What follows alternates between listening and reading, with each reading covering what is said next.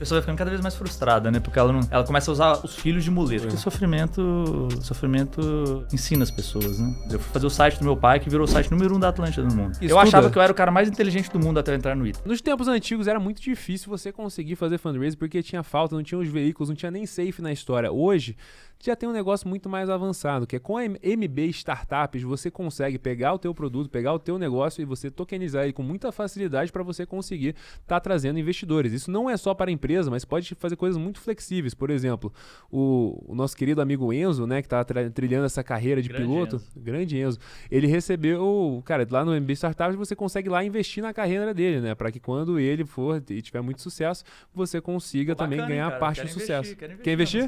Tem alguns meninos legais lá. Cara, tem uma galera muito legal no MB Startups. Né? Gosto de adotar, né? Adoro adotar as criancinhas, tipo seu irmão, assim. Era uma criancinha. Era uma criancinha. Você, assim. Isso aí. Criancinha. Adotou todo mundo, velho. Então, pô, se você tem essa oportunidade, vai lá no MB Startups para investir. E se você quer colocar um produto lá também, tá super rolando. E, cara, eles fazem um trabalho muito legal para conseguir facilitar toda a parte de tecnologia, tal, toda essa parte de blockchain e tal, cara, tudo abstraído para você fazer com muita facilidade. O nosso segundo patrocinador hoje, cara, é um patrocinador que o Bernardo deveria conhecer um pouco mais, né? Corta no Bernardo aqui, por favor, rapidinho. Olha essa camisa da Nike, toda vestindo mal aqui, cara. Eu tô sentindo esse FXC daqui, Bernardo. Eu sou cliente, tá? Da Insider. Foi mal aí. Cara, eu sou super... Ela é minha bichete. Inclusive, Insider agora é empreendedor Endeavor, né? Acabaram de passar. Então a minha bichete na Endeavor também. Pronto, eu sou bichete na Endeavor também, né? Que é a Carol, o Yuri. São puta case, eu adorei o Yuri, não conhecia antes a Carol. Na verdade, eu não sei se eu conheço a Carol, cara, mas eu conheço de nome. Conhecida. É uma mafiazinha de três minas que moravam na mesma OAP e as três foram empreender. Não é coincidência. É, né? Muito bom, né, cara? Muito legal a história. Salve aí pra Ludmila Paisadora também. Parabéns pra Carol e pelo Yuri por essa história maravilhosa. Muito legal, né, Precisa cara? me dar umas camisetas aí pra eu poder... Não tem que dar, não. Tem que comprar pra tua empresa e pra tua próxima, pra todo mundo estampar. Empresa, na época, a gente fez umas camisetas da Teespring. E foi bom? Foi, o usou ela depois no mas ele não usa mais, né? Porque lógico, já encolheu, já tá fedida e tal. Se fosse uma Insider, tava durando até hoje. Com certeza, hoje tá na gaveta dele. No mic da você vai lá, tem um monte de quadro bonito das camisetas dela. Tá lá numa dessas quadros. Tem uma do Mickey também? Não sei se tem. Não, o coloca todas as empresas que ele investe em quadros no escritório dele, né? O Sim, da Ribbit. E aí, cara, o nosso último patrocinador aqui, cara, é, toda essa loucura, todo esse negócio operacional que vocês não ouviram da Quero, né? Infelizmente, que a gente não chegou nessa parte, mas, cara, você consegue automatizar toda a burocracia do teu negócio com muita facilidade, usando uma tecnologia muito legal, que também é a empresa da YC, que é o nosso querido Gestor com J. Porra, show de bola. Onde você consegue automatizar os seus processos no code, né? Então você não precisa saber programar e você rapidamente consegue... Pra falar do... como que é o nome do founder? Bruno. Bruno, pô, olha que bizarro. O Bruno da Abster, eu ajudei ele a entrar no IC. Uhum. Mas eu sempre curti o Bruno da Gestor também. Ele é muito gente boa, cara. Você imagina, eu nunca cheguei a conhecer ele pessoalmente, mas eu achava o produto super legal. Começa mais um GigaCast. Hoje aqui o nosso convidado foi muito generoso, trouxe um whisky de 18 anos, então talvez seja um tanto quanto mais ousada essa conversa, né? O nosso convidado hoje, ele é o Bernardo Pádua, que é fundador da Quero Educação, se você não conhece. Pode me chamar de B, por favor. De B. Chamar até de bebê, porque eu sou intimaço aqui, porque é um grande amigo. E, cara, lá na Quero Educação fizeram um negócio avaliado em centenas de milhões de dólares. Foi o primeiro a passar na YC, segundo do Brasil? Não. Passar é uma coisa... Depende do que é brasileiro, né? Então teve... O Roberto Rício, Taglio, Pronto. Ele foi a primeira empresa brasileira mesmo, tinha operação no Brasil. Ele aplicou, se salvo engano, o grande amigo Roberto, salve Roberto. Eu não sei se foi 4 ou 5 vezes que ele aplicou. Ele aprendeu a codar, perdeu o co-founder, assim. Acho que foi 2013 que eles entraram. W3 ou S3, não lembro. Mas a veio depois? Não, foi tudo depois da gente. Depois dele foi a gente. Mas teve uma galera que era brasileira, só que era business gringo, tipo seu irmão. Ou Marcelo. O Marcelo Tiveria, por exemplo. Ou, por exemplo, porra, desculpa se eu esqueci o nome, cara. É que eu sou ruim de nome, viu? Não fica triste comigo. Mas é a galera da Labdor. Pronto. O Heitor, Heitor ou... Elton, super gente boa, cara. Não conheci também. Mas meu irmão entrou antes de você, não vai ser? Não, depois. Depois, né? Eu vou te contar essa história. Tu é o veterano. Dele eu sou, ele é meu bichão. A gente vai chegar nessa história, vamos começar nas origens aqui, Bernardo. Claro. Aí, cara, tem muita história, hein? Você nascido em Belo Horizonte, é isso mesmo? Uhum. Pronto. E você, cara... Você sempre fala muito da sua família, assim, do teu pai, da tua mãe. Quer contar um pouquinho pra gente como que foi, tipo, esse comecinho da tua infância, o que eles faziam, como que era o relacionamento? Então, eu sou bem híbrido, assim, filho de um engenheiro, tipo, PhD, Nuclear Physicist, formado no ITA, em 1958. E uma mãe psicóloga, mas, tipo... bem classe. Meu pai virou professor foi professor a vida inteira. Um pouco depois que eu nasci, ele empreendeu, ganhou muito dinheiro e perdeu tudo. Então, teve um ciclo assim, na minha infância, eu ganhava muito dinheiro. Meu pai ganhava muito dinheiro. Eu teve uma infância, sei lá, que ia pra Disney. Até quantos anos? Tinha 5 apartamentos, até, sei lá, uns 11 anos. Entendi. Depois começar a quebrar tudo. Não era playboy porque eu era criança, mas eu era criança feliz que viajava pra Disney. Um playbinha. De BH. É. Você estava onde? Porra, cara. Puta, era a escola que estudou o Aécio Neves. Ah, é? Instituto Zila Frota. O lema era Instituto Zila Frota, entra burro, sai idiota. Esse era o lema dos alunos. Né? Na frente do parque... Do Palácio do Governador. Inclusive, sei lá, o Aécio estudou lá e tem... Cara, era igualzinho o The Wall. Depois a gente chega nessa história, mas era aquele uniformezinho de botãozinho. Porque tem um pouco a ver com o meu negócio da frente. Ainda stealth. Mas e aí, o que você achava da escola, cara? Cara, eu odiava a escola. Eu tinha TDAH hard, sofria bullying. Eu era um menino inteligente, só que estudava porra nenhuma, porque eu odiava aquele negócio. Você odiava a aula, você odiava estudar em casa, odiava tudo? Não, eu não estudava, eu não conseguia estudar a minha vida inteira, porque eu não conseguia sentar a bunda na cadeira e estudar uma coisa que eu não gostava, entendeu? Ao mesmo tempo, eu adorava estudar coisas que, sei lá, computador. Eu sou de 82, então na década de 90 estava começando a internet BBS, eu usei BBS. O primeiro computador meu, como meu pai empreendeu na minha infância, ganhou um dinheiro, uma empresa de informática. Na verdade, a única empresa que ele fez. Primeiro ele fez uma invenção que ganhou um dinheiro, patenteou, as bolinhas de posto, não sei se você lembra disso, cai no vestibular, essas bolinhas de posto, densímetro. Ele fez um densímetro do álcool, que era 50% dos postos do Brasil tinham dele, 50% tinham o que usa até hoje. Mas essa empresa acabou quebrando. Mas era um densímetro densímetro média densidade do álcool. Porque álcool, se você joga água, é indetectável, assim. Você vai praticamente... Isso quando começou o Proálcool do Brasil. Então tem esse problema grave de adulteração de álcool. É só você jogar água que... Tá adulterado, já era, ninguém percebe. Isso, o carro funciona de boa e tal. Então por isso que é obrigado a ter esses densímetros.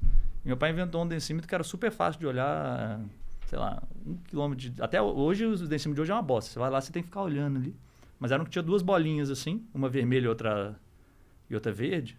Talvez as pessoas um pouquinho mais velhas do que eu, igual eu, vão lembrar dos postos de gasolina. Acho que era Ipiranga, Shell. Usavam só o densímetro do meu pai. Não, que ele inventou, patenteou tal, uma empresa de um amigo dele, do ITA, inclusive, que foi a empresa que fez o aeroporto a empresa de engenharia que fez o aeroporto de Belo Horizonte, acabou industrializando e tal. Aí eu paguei algum dinheiro nessa primeira empreitada aí. Pós-velho já, depois que ele infartou. Eu sou um filho... Meu pai achou que ele ia morrer. Por isso que ele me teve, assim, basicamente. Infartou com, sei lá, uns 45, uma coisa mais ou menos assim. Na década de 70. Open Heart Surgery, né?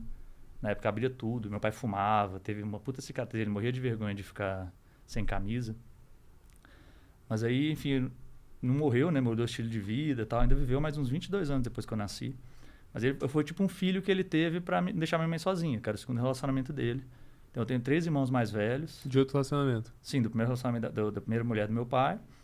Ele bem mais velhos que eu, assim, eram adolescentes quando... Hoje só quem tá vivo é a Deia, a Andréia, minha irmã, que mora em Belo Horizonte, mas os 3 são americanos, inclusive. Porque meu pai tava fazendo PhD lá na Universidade Americana. Conheceu a mãe lá?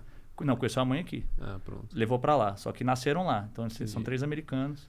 Os 2 meninos já morreram até novos, precoces, assim, tinham 50 e poucos anos. Eu sempre tive uma certa distância deles, até por brigas familiares, mas hoje eu sou super próximo da Andréia. O Beto e o Cadu, o Cadu mais velho, o Beto do meio, morreram em 2021 até. Caramba. Covid? Não, todo mundo acha que foi Covid, nada a ver. Nada a ver. Cara, bizarro. Os 2 tiveram câncer, mas um tinha AIDS, fazia, sei lá, 20 anos tinha AIDS. Ele era homossexual e morava em São Francisco. Então, ele adora, ele é super trabalhador, morou a vida inteira em São Francisco. Eu via ele 2 a cada, sei lá, de 2 a 3 anos ele passava no Brasil, fazia uma cirurgia plástica e abraçava o meu pai. Falava que os brasileiros eram tudo preguiçosos, não trabalhavam direito. E ele era garçom lá, ganhou a vida lá sendo garçom e tudo. É mesmo, em São Francisco. São Francisco. E São Francisco, Califórnia. Foi lá que ele ficou a vida inteira, até que ele ficou doente, acabou voltando para o Brasil e ficou bastante... Porque no Brasil tem esse programa de AIDS, etc. E a Andréia cuidou bastante dele. Mas ele pegou a AIDS, foi aqui no Brasil ou foi lá? Cara, eu acho que lá, eu não sei esses detalhes. Eu não tinha essa intimidade com ele até. Ele era tipo assim, eu era moleque, ele era o mais velho, eu não sei a idade. A Andréia sabe melhor do que eu esses números, porque eu era muito novinho. Ele devia ter uns 15 anos, mais ou menos. Pronto. Acho que a Andréia, ela tem 50 e... Acho que ela devia ter uns 13 anos. Eles são próximos, assim, os três, sabe? E o Beto do meio foi o que eu convivi mais, porque o Beto era o que mexia com computador e tudo, era o que eu tive mais próximo do seu irmão, que era tipo um adolescente, assim, quando eu nasci. E a Andréia mais novinha, fui conhecer ela mais, porque depois ela morou muito tempo nos Estados Unidos também, teve filho lá, etc.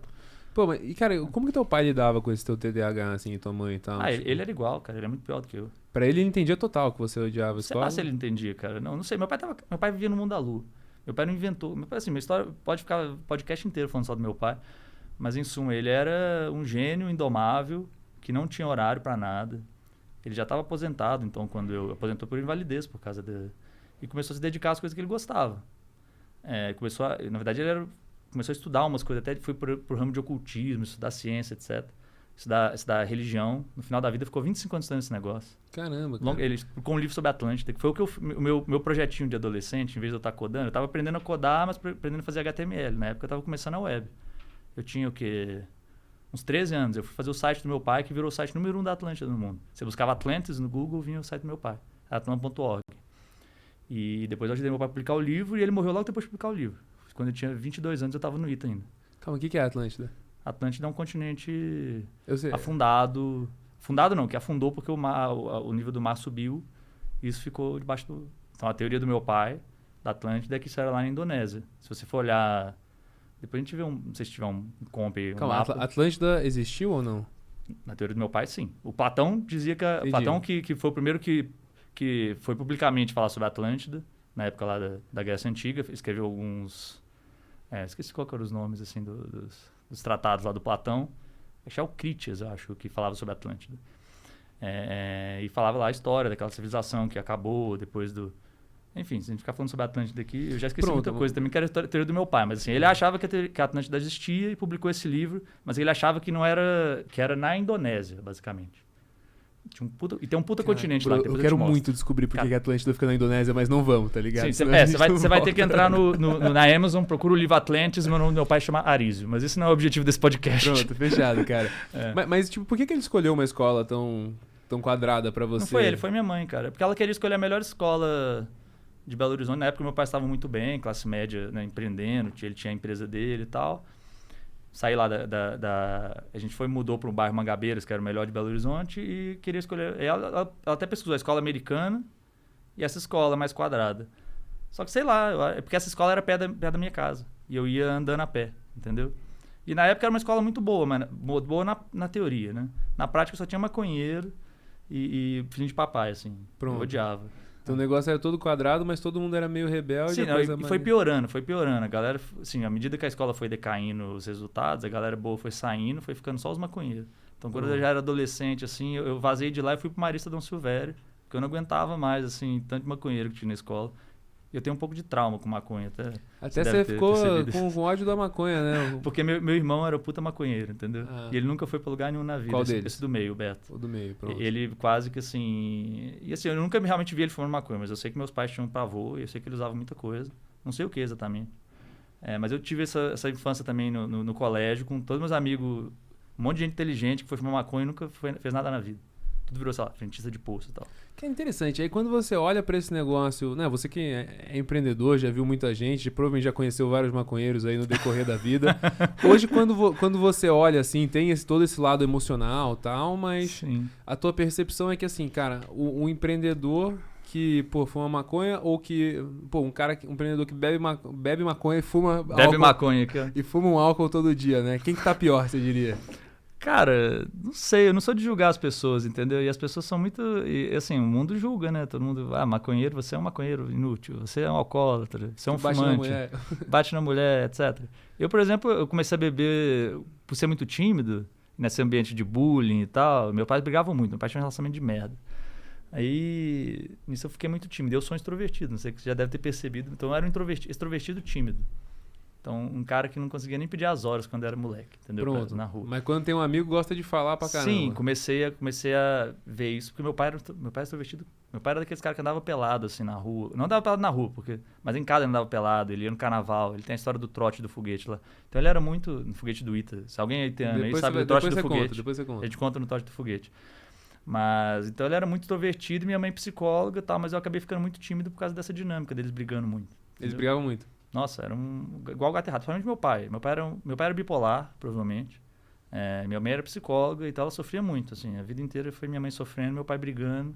Depois, quando eu fiquei adolescente, ele brigava muito comigo também, então eu sofri muito com... Mas assim, amo meu pai de paixão, embora esteja... Os dois falecidos já, tá? O meu pai faleceu quando eu tava... Já falei, né? Faleceu quando eu tava no ITA, 22 anos. E minha mãe faleceu quando eu tava, cara, começando a Quero, realmente. Começou a dar certo, 2013. Tinha acabado de casar com a Renata, ela me levou... Ela teve uma luta de 15 anos com câncer. Mas assim, minha vida eu já tive muitas perdas, mas isso vai deixando a gente mais forte à medida que a gente lida bem com essas perdas. E, cara, hoje olhando pra trás, assim, do seu relacionamento, né? Cara, você hoje é um cara casadão, com filhos e tal. E, cara, o que você, tipo, meio que olha pra trás e fala assim, cara, isso eu não vou fazer quando eu for casado? Tipo, qual conselho eu daria para um... Não, o que você faz diferente baseado no como você viu os seus pais se comportando e como isso se manifestou na sua vida? Brigar na frente dos meus filhos, né? Não tratar... Cara, eu trato... Lógico que eu e a Rê temos nossas briguinhas. Até ela... Rê, te amo. Mulher da minha vida. Sou um cara super apaixonado, assim. Eu acho que foi até por isso, assim, por eu ver meu pai, o jeito que ele tratava a mulher, o jeito que ele desdenhava muito, ele ficava fazendo piadinha, desdenhando mulher, ele falava que mulher era burro o tempo inteiro. Ele tinha algum trauma com mulher, acho que por causa do primeiro relacionamento dele, entendeu? Pronto, então ele meio que tinha alguma coisa que Sim. ele sentiu ruim e ele tinha meio que essa raiva Isso, e eu fui pro lado oposto, assim, então meu pai tratava muito mal, brigava, não era físico a violência, era uma violência verbal mesmo, de palavrão e tudo. Sempre que ele era bipolar, ele explodia e tal, depois ficava com vergonha, escrevia uma cartinha de amor pra minha mãe, ficavam bem e ficava essa dinâmica, assim, gato e rato, né? E minha mãe, ao mesmo tempo, super apaixonada por ele. Uma memória que eu tive, eu resgatei isso recente, quando eu era bebezinho quase assim, minha mãe fugiu de casa e foi para o interior de São Paulo, lá de Belo Horizonte, para fugir do meu pai, porque meu pai falava assim, minha mãe queria divórcio, falava, se divorciar de mim eu vou te matar. E minha mãe fugiu. E falava na tua frente? Falava, não, eu ouvia, mas minha mãe não tinha jeito de não ouvir, né? Mas assim, minha mãe fugiu comigo para Ribeirão Preto. Cara, bizarro, eu lembro isso aí, eu lembrei isso recentemente, através de terapia, etc. Cara, eu lembro eu moleque não, bebezinho, minha mãe segurando no colo, no ônibus, eu na casa dessa amiga da minha mãe. E deu sei lá, umas semanas, não sei exatamente o tempo, eu comecei a sentir falta de casa, tal, chorar, e minha mãe foi e voltou. Então eu me culpava por ter minha mãe ter vivido uma vida infeliz com meu pai, entendeu? Acabou assim, já não separou do meu pai por causa de mim. Então isso é uma coisa que, porra, pra mim, de jeito nenhum eu quero que meus filhos carreguem esse trauma, entendeu? Por um lado, por causa de você, e por outro lado, porque o seu pai falava que ia matar ela também, né? Mas ele não ia matar ela. Não ia, mas ela não sabe também, cara, né? não, mas, assim, hoje ela sabe que, cara, e meu pai amava minha mãe. Terminaram o final da vida, meu pai passou por uma transição no final, ele virou um santo, assim, não um santo, mas ele até se converteu. Ele era um ateu daquele de chutar a cruz. Quando eu era criança, ele falava que Deus é o Papai Noel dos adultos. Eu fui criado nesse ambiente quando era criança. No final da vida, meu pai e minha mãe andavam de mão dada já, entendeu? Minha mãe teve as doenças dela, ele teve as doenças dele. Então foi a partir do momento que começou a sofrer mais, assim? Ou sim, acho que sofrimento ensina as pessoas, né? Então tem dois jeitos de aprender, assim. Tem jeito de você aprender com os erros dos outros e os seus erros são mais dolorosos. Mais fácil é ser mais inteligente e aprender com os erros dos outros, né? Mas a maioria das pessoas, infelizmente, vai aprender com seus próprios erros. Né? E é um problema do ser humano, né? A gente se recusa a aprender com o erro dos outros. Sim, por isso que eu, como era um cara muito tímido, mas ao mesmo tempo tinha essa necessidade de pessoas, eu lia muito, eu via muito, era um bom ouvinte, eu ouvia muita história das pessoas. Muito melhor ouvinte que eu sou hoje, né? Que hoje eu sou falastrão. Cara, você acha que, assim, olhando pra trás, tá, cara? Talvez um assunto sensível aí, mas vou a fundo porque... Pode falar tudo, cara. Eu tô terapia aberta. Você pode falar dos meus traumas. Vou chorar de boa aqui. E tá tranquilo, tô feliz né? da vida. Então vambora. Deixa eu até servir um pouquinho mais de Pode servir mais aí. Que já tá acabando. As compulsões aí. Estamos falando de assuntos pesados. Eu até tô sentindo minha adrenalina aqui, mão gelada e tal. Total, se você falar muito rápido, você até fala pra mim. Cara, mas eu acho animal isso, porque é real que todo mundo vive uma versão disso, né? Cara, ninguém vive sem sofrimento na vida. Viver é sofrer.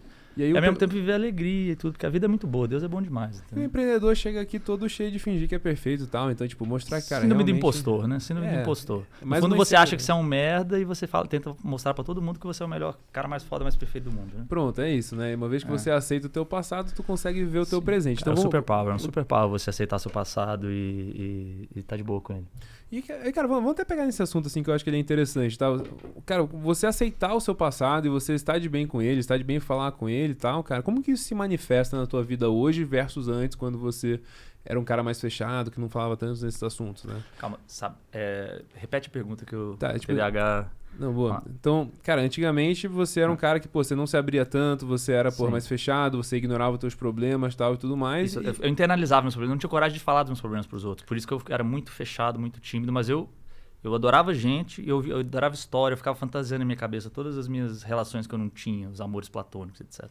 E aí você, cara, anos depois, muito tratamento, muita terapia, tudo Muito mais. sofrimento, Muito principalmente. sofrimento.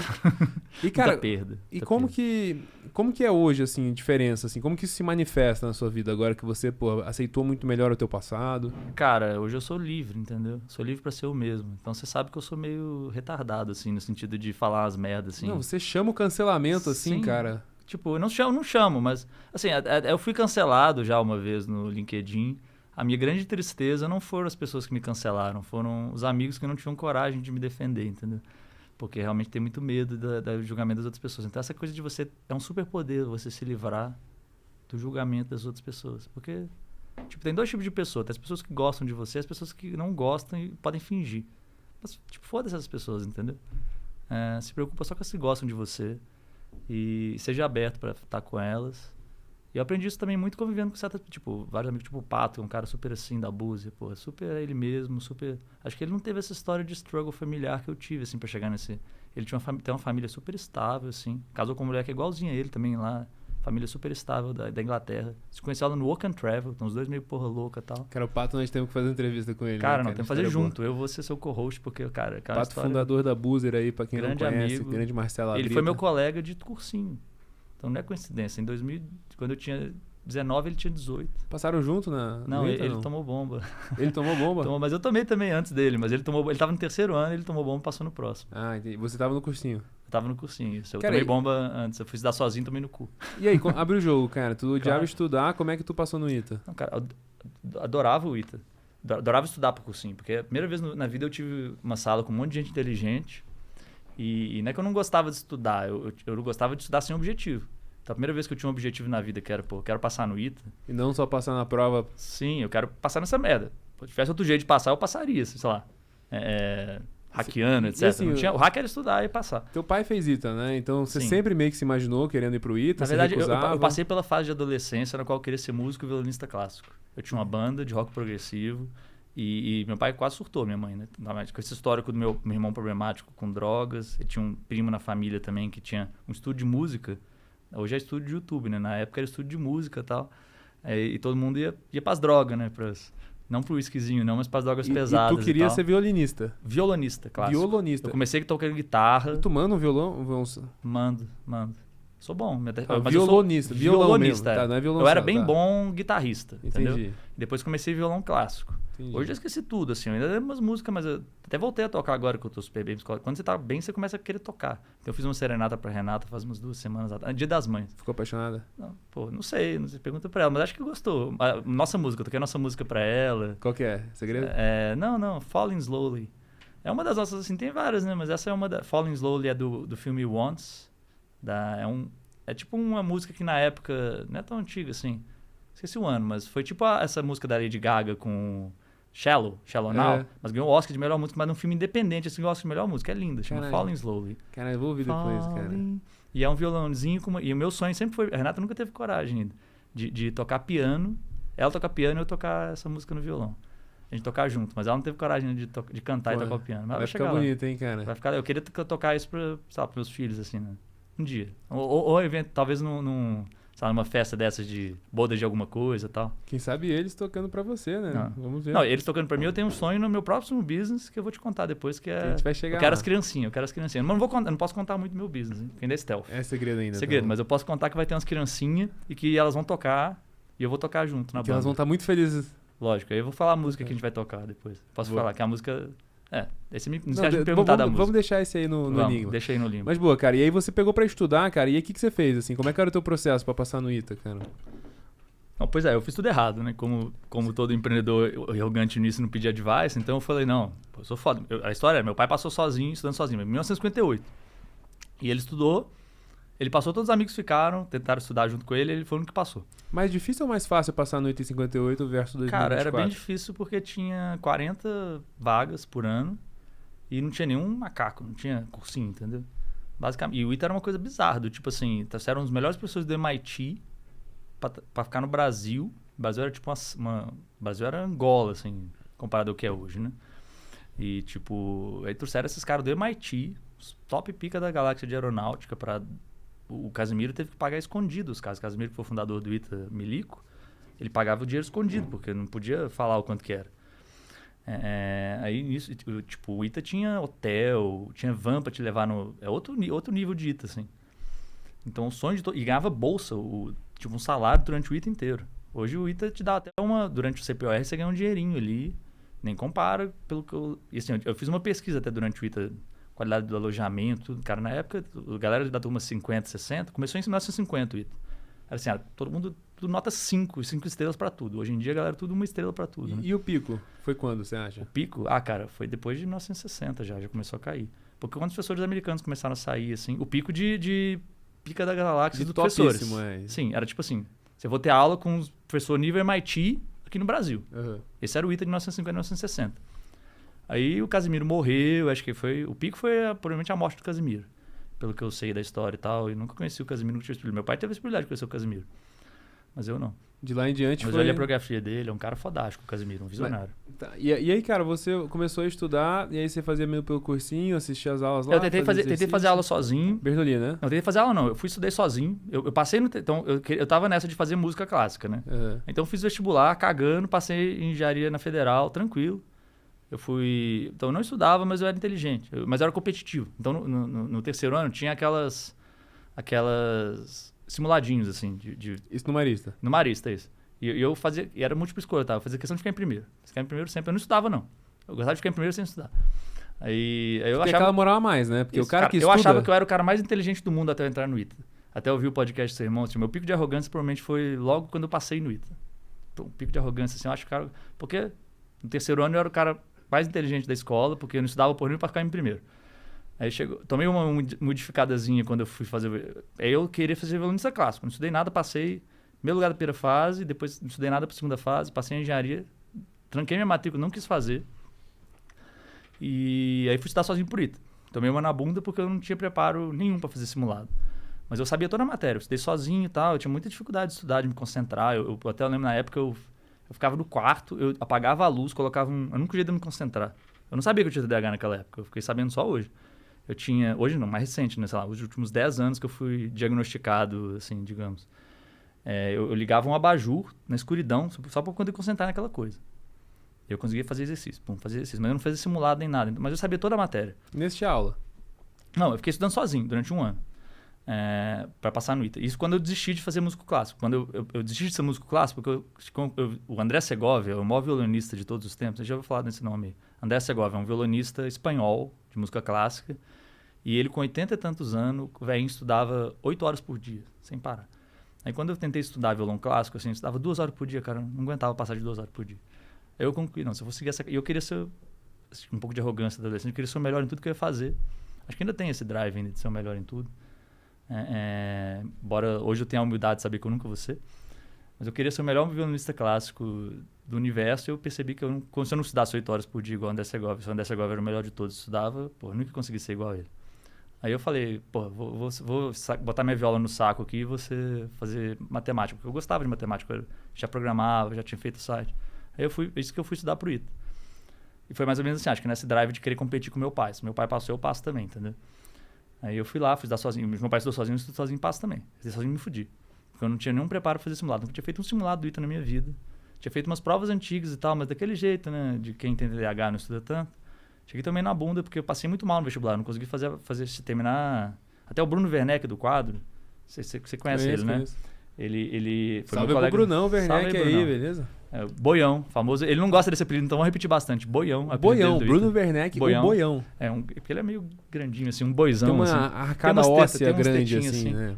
Mas é um beijo cara elegante. Beijo, Werneck. Morei com ele, amo ele. E foi o primeiro anjo cara, da faz de novo o teu coraçãozinho. Você faz um coração muito estranho, cara. Parece... Onde que eu mostro pra câmera? Cara, eu acho que faz mais assim, ó. Assim, pronto, isso. Vamos aprender a fazer um coraçãozinho aqui. Muito bem, aprendendo a fazer um coração. Eu não tô acostumado a fazer corações pra câmera. Isso aí, agora tá ótimo. Ei, Werneck, beijão. Aí, o que eu tava falando dele mesmo? Ele tava contando aí do teu processo de estudo. Isso, pois é, eu cheguei na prova e ele tava lá, todo uniformizado, na minha sala.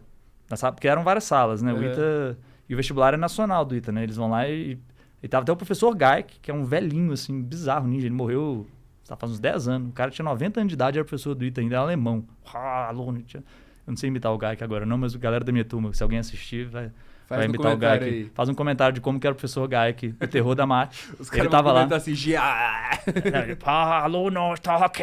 Parece, sei lá, aquele cara alemão, assim. O cara tava há 30 anos no Brasil, não sabia falar português ainda.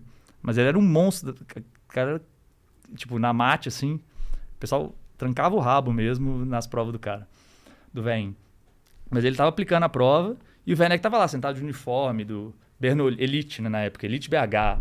Eu fiquei muito intimidado por esses caras, tudo uniformizadinho lá. Eu lembro dele, na prova ele passou. Ele foi um cara que eu lembro da cara dele no dia da sala. Quando eu comecei a fazer aquela prova, eu sinceramente passei mal e vomitei.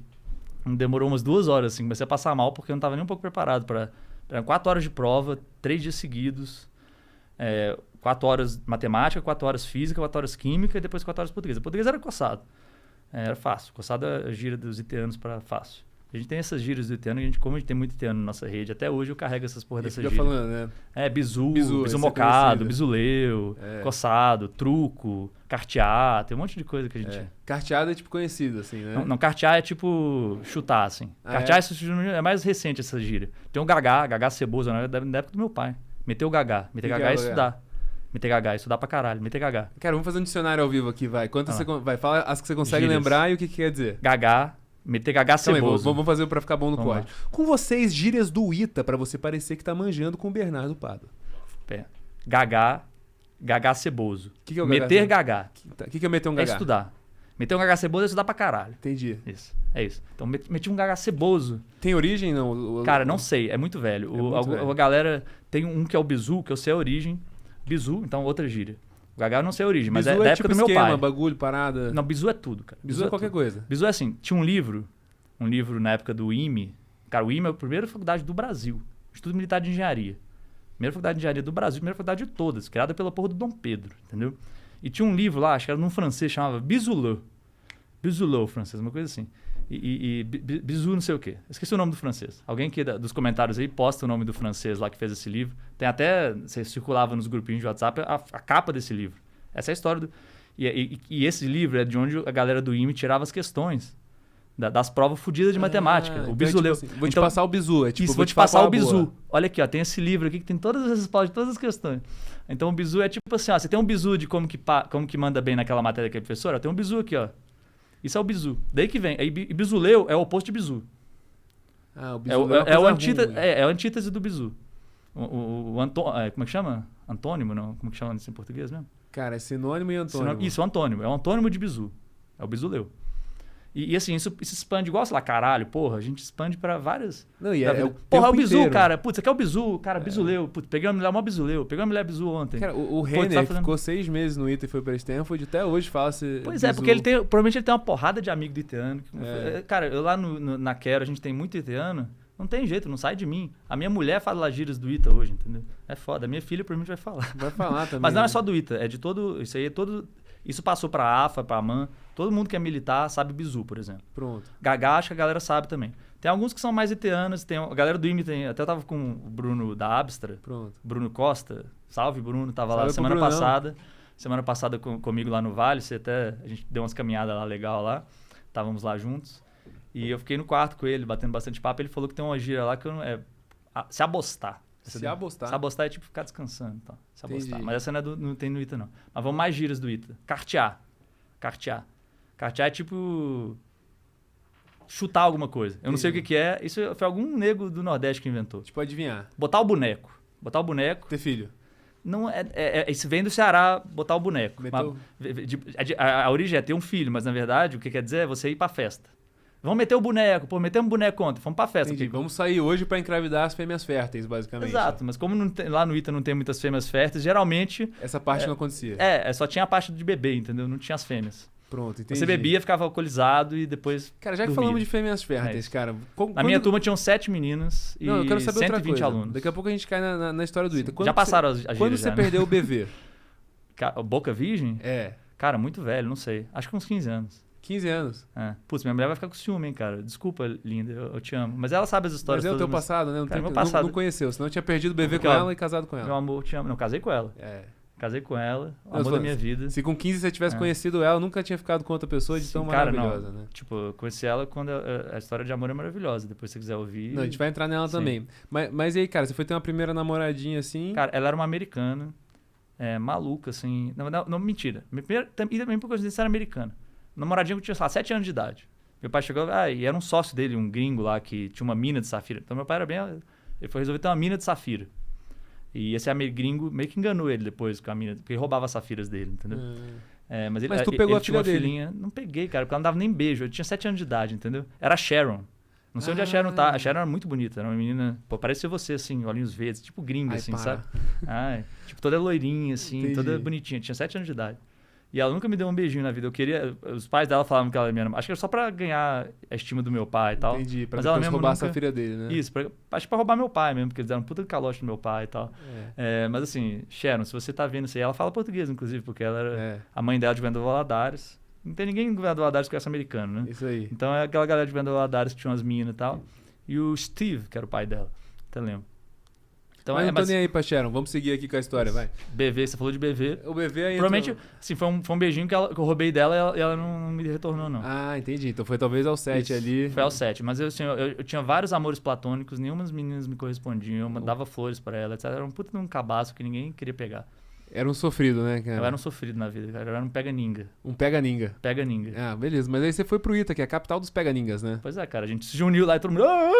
Parece aqueles filmes americanos. É American Pie. É American Pie. Porra, um monte de nerd. É o Sherman. É o American Pie só que sem as meninas, né, no Sim, caso. exato. Só a parte do... É o Sherman, sabe o Sherman do Uhum. American Pie? Todo mundo é igual aquele cara lá.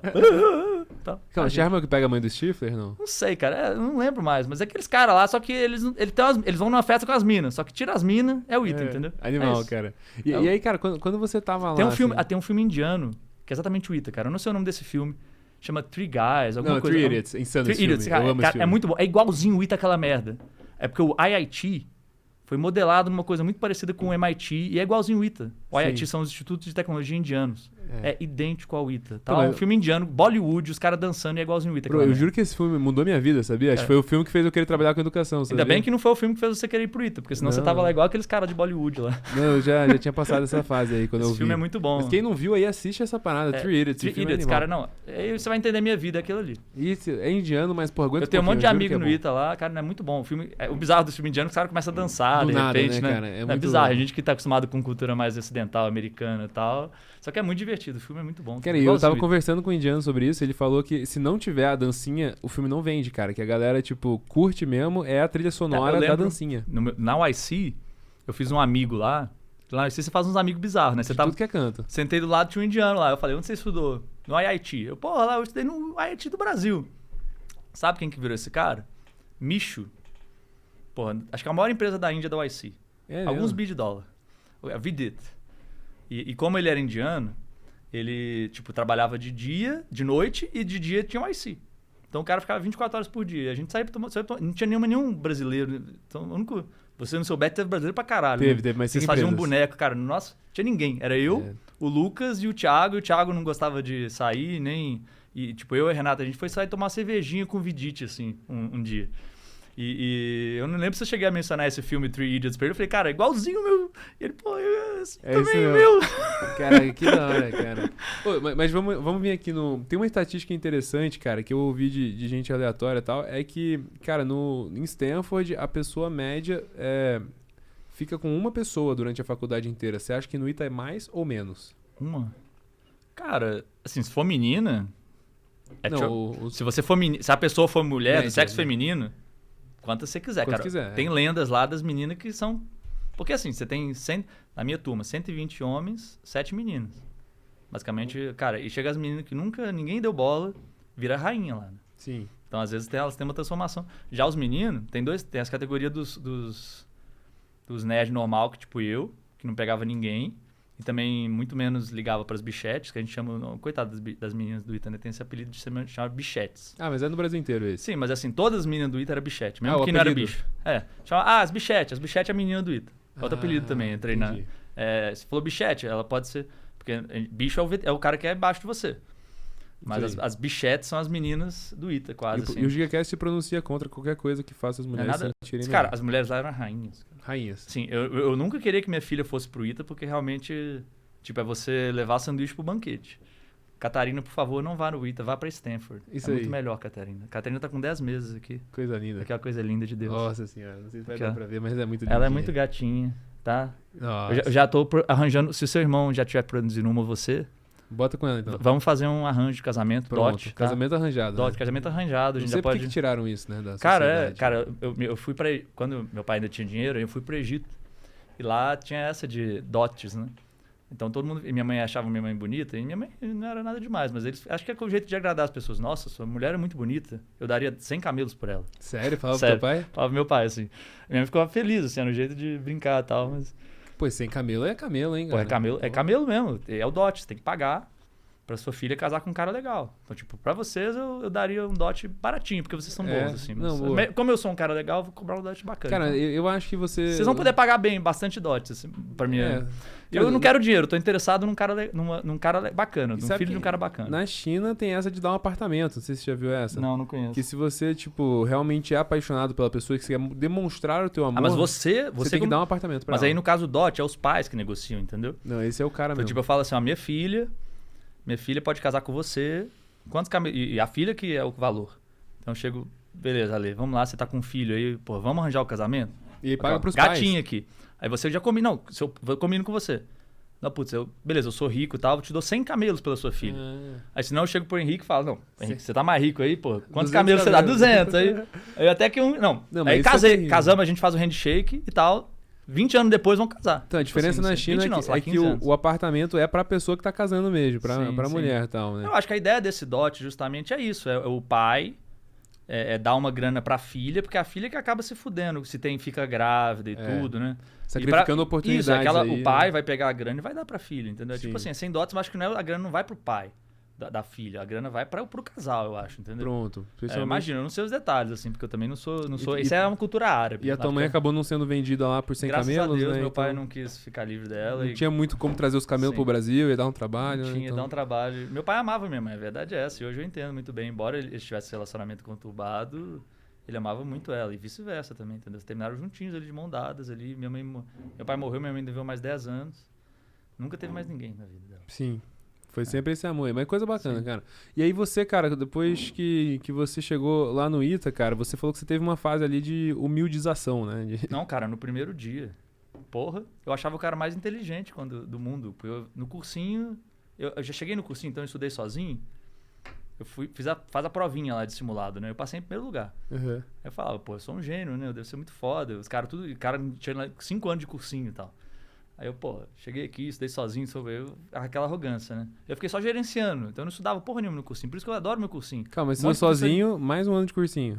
Isso. Então foi Mais o um ano de terceiro, cursinho. um ano e mais um de cursinho. Foi tipo isso. Mas Entendi, então, no mas- terceiro eu queria música clássica, eu até entrei meio velho no ITA. Então, mas aos olhos do ITA, que eu já contratei uma galera lá, a galera que passa no terceiro ano meio que chega se achando já, né? Enquanto que a galera do cursinho... Não sei se tem, cara, porque muda muito. Assim, hoje, cara, tem o limite era 5 anos. Na verdade, era 5 anos pós-formado, isso. Você se formou no terceiro ano, você tinha 5 anos pra passar.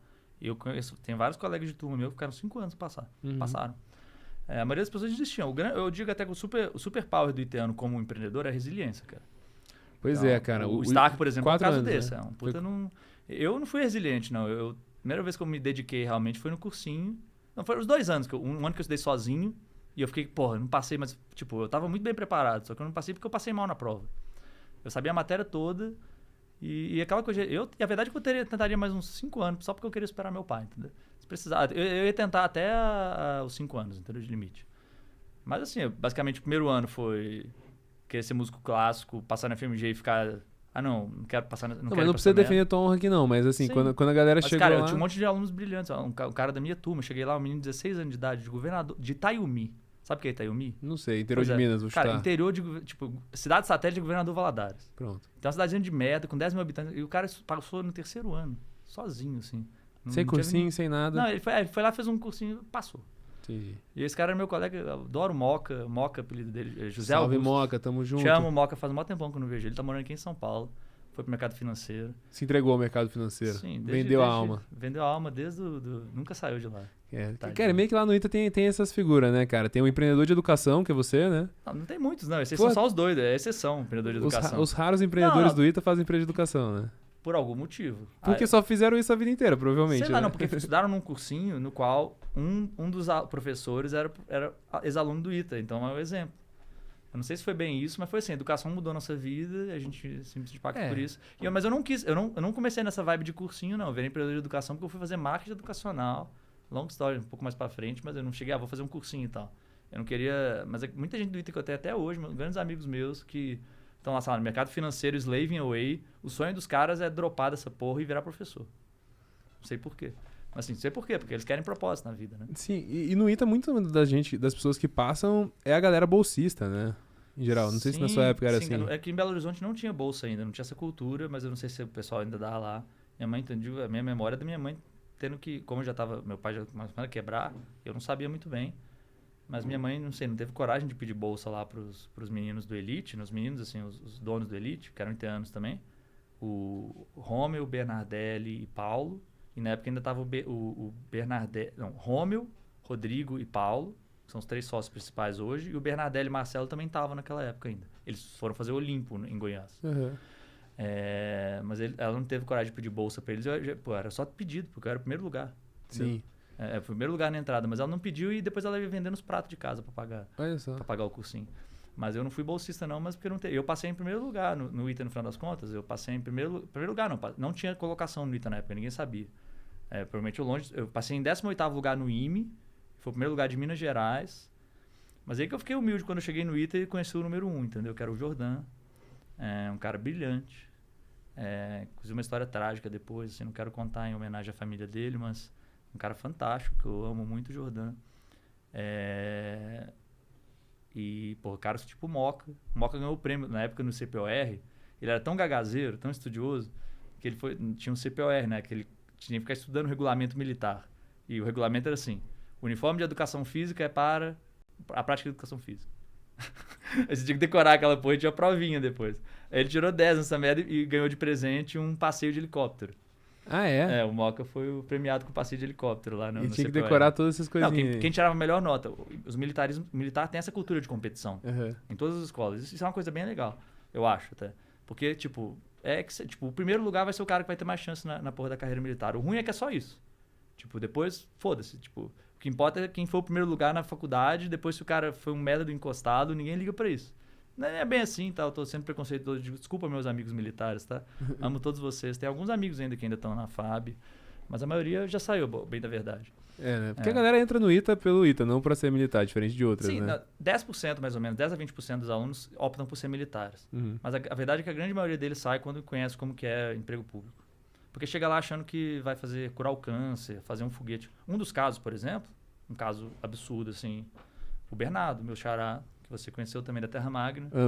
Amsterdã, por causa que ele tem uma cara de holandês, assim, meio Amish. Eu achei que era porque ele é maconheiro. Não tem nada de maconheiro. Ele não é maconheiro, inclusive, cara, né? não, só não é um tirando onda aqui com o cara. Sim, mas ele gosta de um uísque e um charuto. Vou trazer ele no Giga aqui. Mas você vai ter que achar, a gente vai fazer lá em casa alguma coisa com charutinho. Bora, fechado. Bora, fechado.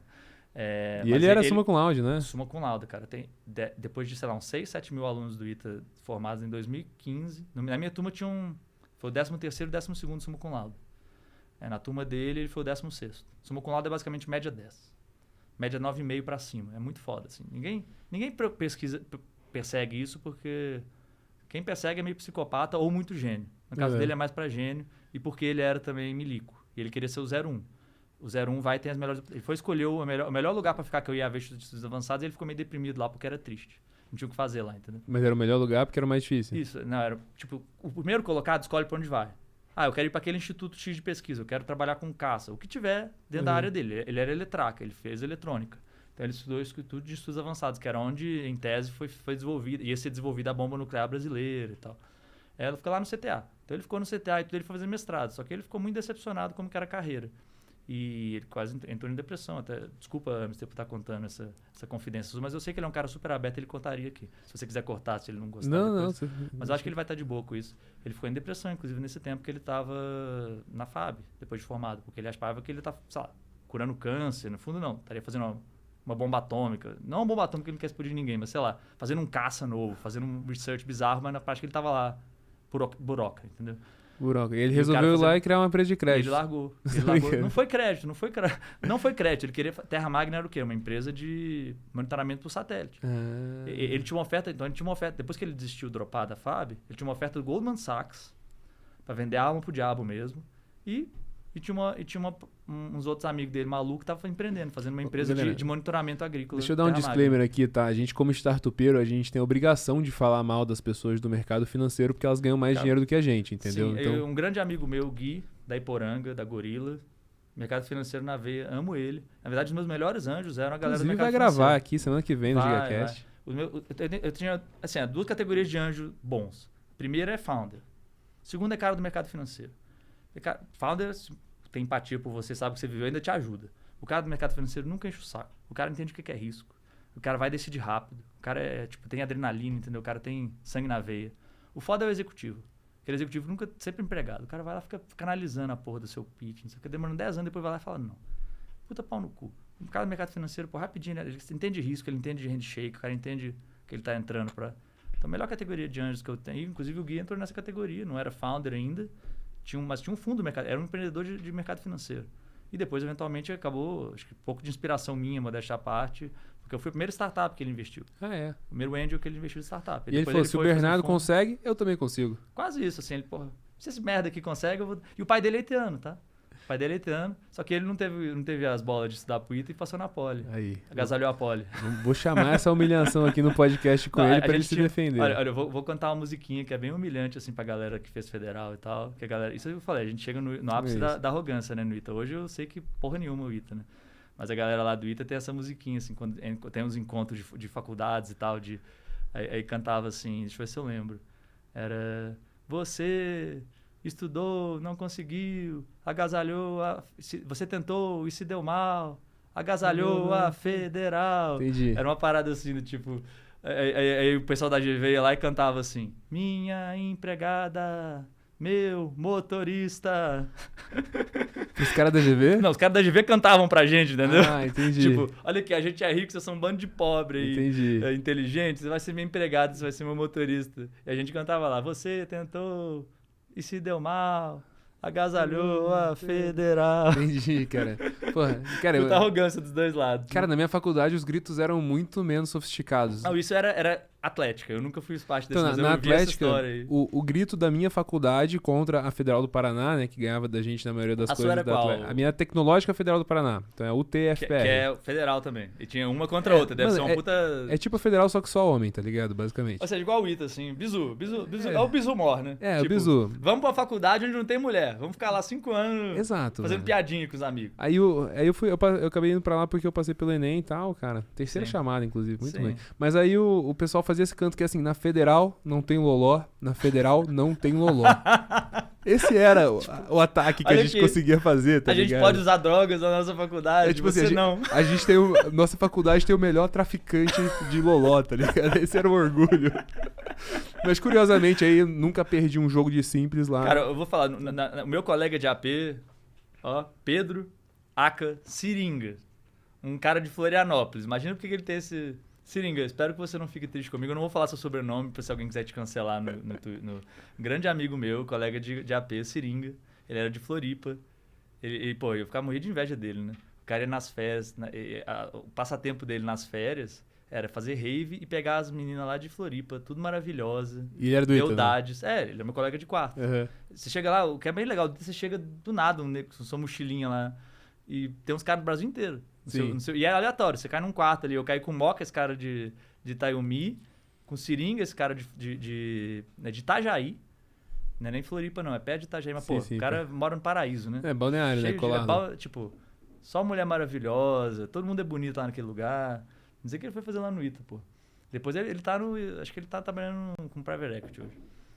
Não vou falar mais detalhes pra ninguém identificar o cara, mas ele é... Inclusive, vamos cortar essa história do pobre do Seringa, Não né, precisa mano? contar, não. O Seringa não tem... Acho que ele não tem essa, não, cara. Ele nunca teve esse problema. É. Mas ele não era nem um pouco hardcore, não, cara. Ele era apelido de sacanagem, porque ele contava as histórias assim... É porque, tipo, ele fazia alguma festa e todo mundo fala assim, mano, esse Exato. cara é o mais doidão. Nossa, cara, esse cara aí faz festa. Uau. Seringa, apelido.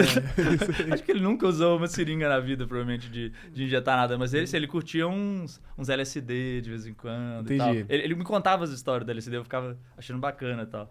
Mas até depois ele parou, ele cortou essa métrica e falou, cara, tá me fazendo mal essa E métrica. aí virou Ele cortou. purista. Sim, virou purista. Hoje ele deve ser mega nerd, assim, igual eu, assim, tipo...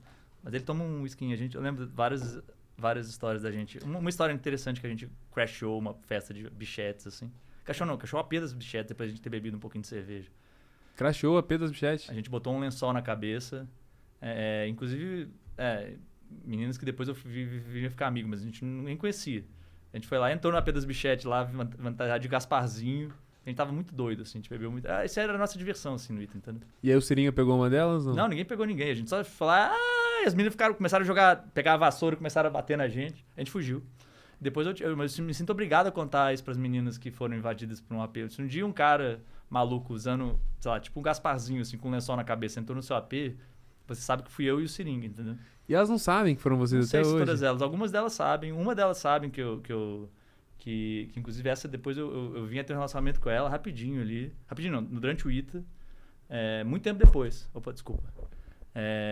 E eu que contei pra ela. Foi você! Seu filho da puta! Caraca, velho. Você vê que o universitário Sim. virgão... Não, era o primeiro só loucura, ano. né? Virgem total ali. Virjaço. E aí, cara, vamos chegar um pouquinho mais do meio pro final ali. Tu chegou a estagiar, não? Cara, eu estagiei já no primeiro ano... Não, no segundo ano. Depois eu fiz projeto pra... No primeiro ano eu estagiei. No primeiro pro segundo, no Santander. Eu vi que essa média de mercado financeiro não era pra mim. No fundo, eu queria codar. Eu fui no departamento de internet. Eu fiz todo o hack social pro galera do departamento de internet me contratar. Mandei bem no processo O seletivo. que você fez de hack social aí? Eu simplesmente fiquei amigo do cara que era de internet, que era um japonês lá, esperto, sei lá, executivo, sabe? Desses Ficou amigo safos. como? Sei lá, durante o processo seletivo, o cara... E eu fiquei todo hora falando, não, cara, curto muito seu departamento e tudo. Porque eu achava que eu ia programar lá, entendeu? Uhum. Cheguei lá, só tinha formulário, preencher TPS Reports. Que Já viu esse delícia. filme Office Space? Não. Office Space? Cara, você tem que assistir esse filme, cara. TPS Reports. Office Space. É tipo, empresa de tecnologia dos Estados Unidos. É um clássico esse filme. Chama Office Space. Animal. Eu e o Seringa, inclusive, adorava esse filme, cara. O Seringa foi muito bom. Aí, nesse filme aí, o chefe lá do cara, o cara trabalha em empresa de tecnologia, e é um indiano junto com eles, começa a achar, eles acham uma fraude pra roubar um centavo por transação e ficam bilionários. É mais ou menos assim a história do filme. Mas aí o chefe do cara fica todo cobrando TPS Reports. Ninguém sabe o que é essa porra de TPS E Reports. que é? Não sei. Você fazia, mas não sabia. Não, mas eram uns formulários, assim, pra você contratar empresa de tecnologia. Esse era o trabalho. Eu achei que eu ia programar e esse era o trabalho de todo mundo, um floor space inteiro ali, com uns 200 caras. Preenchendo formulário pra quem programava realmente, que eram os caras da consultoria de tecnologia. Se tu sabe o que é um TPS Report, manda no comentário aí, porque a gente não sabe, né? Office então... Space, o filme Office Space é um clássico, era um clássico, cult, assim. E aí, cara, você fez isso aí, você viu que você não queria mercado financeiro, e aí De jeito nenhum. pra onde Aí você foi? Depois eu trabalhei pra Ita Júnior como consultor. E eu fiz aí eu aprendi a codar mesmo, de verdade. Pô, esse negócio de empresa júnior, consultor de quem? Pois é, cara. Você acha puta da picaretagem esse nome consultor? O consultor eu trabalhava. E o resto da Ita Júnior na época não trabalhava, fazia porra nenhuma. Assim, eles eram gestores. Vamos lá, desculpa aí, galera da Ita Júnior. Inclusive, sabe quem que era meu consultor? E desculpa aí pros gestores, né? Porque você tá pedindo gestores. desculpa por Você ter sabe quem chamado que era meu gestor? gestor? Quem que era meu gestor? Quem? Você não vai acreditar. Ferriani É o Parmalat. Ferriani Ele era do meu Jim gestor no Pass. projeto. E eu fiz o site, que era o site de notícias do... Eu fiz Salve em pro- PHP, eu fiz, porra, usando... E na época não tinha WordPress direito e tal. Eu fiz o codei a porra na unha, um CMS. Primeira vez que eu aprendi a programar em PHP. Eu odeio a linguagem até por isso. A linguagem é uma merda. Na época já tinha o Facebook e tal, já usava, eu vi que bosta essa linguagem aqui. Eu fui aprender linguagens melhores e nisso que eu encontrei Ruby alguns anos depois. E aí se entregou mais. Mas aí nessa época aí o Parmalat era teu chefe, então? Ele era meu gestor, ele só me cobrava e me escoteava. E tinha o meu sócio, que era meu sócio, assim, meu consultor parceiro, que foi meu sócio na Rede Alumni no início. E ele fazia o front. Ele fez o front porque ele era bom de design e eu fiz o back. Bom assim, né? por uma perspectiva de um cara que era... Mas ele era muito bom, é um cara que eu admiro muito. Ele foi um dos caras que fez o Pix no Banco Central. É mesmo? Ele acabou não aguentando essa vida de empreendedor, se rendeu, fez um concurso do Banco Central, passou em primeiro lugar. Mas vamos deixar ele lá, né? O Brasil precisa. Eu contrataria ele se eu fosse um founder de fintech aí, querendo codar coisas. Mas assim, é difícil tirar ele de lá, viu? Ele curte. O problema é que ele tem família estável, né? Igual eu tava falando pra você. Quem tem família estável, cara, é difícil de empreender. É difícil mesmo, né, cara? É difícil. E a gente até tava falando disso mais cedo antes de começar o podcast, assim, né? Que é tipo, a galera que empreende cedo versus a galera que empreende um pouco mais tarde, né? Sim. Tem esse caso, né? Onde, tipo... Quanto mais cagada a família, não sei se isso relaciona com a sua experiência. Mais cagada a família, mais cedo o cara empreende. Cara, eu vejo isso, cara, eu já investi mais de 50 empresas, é batata.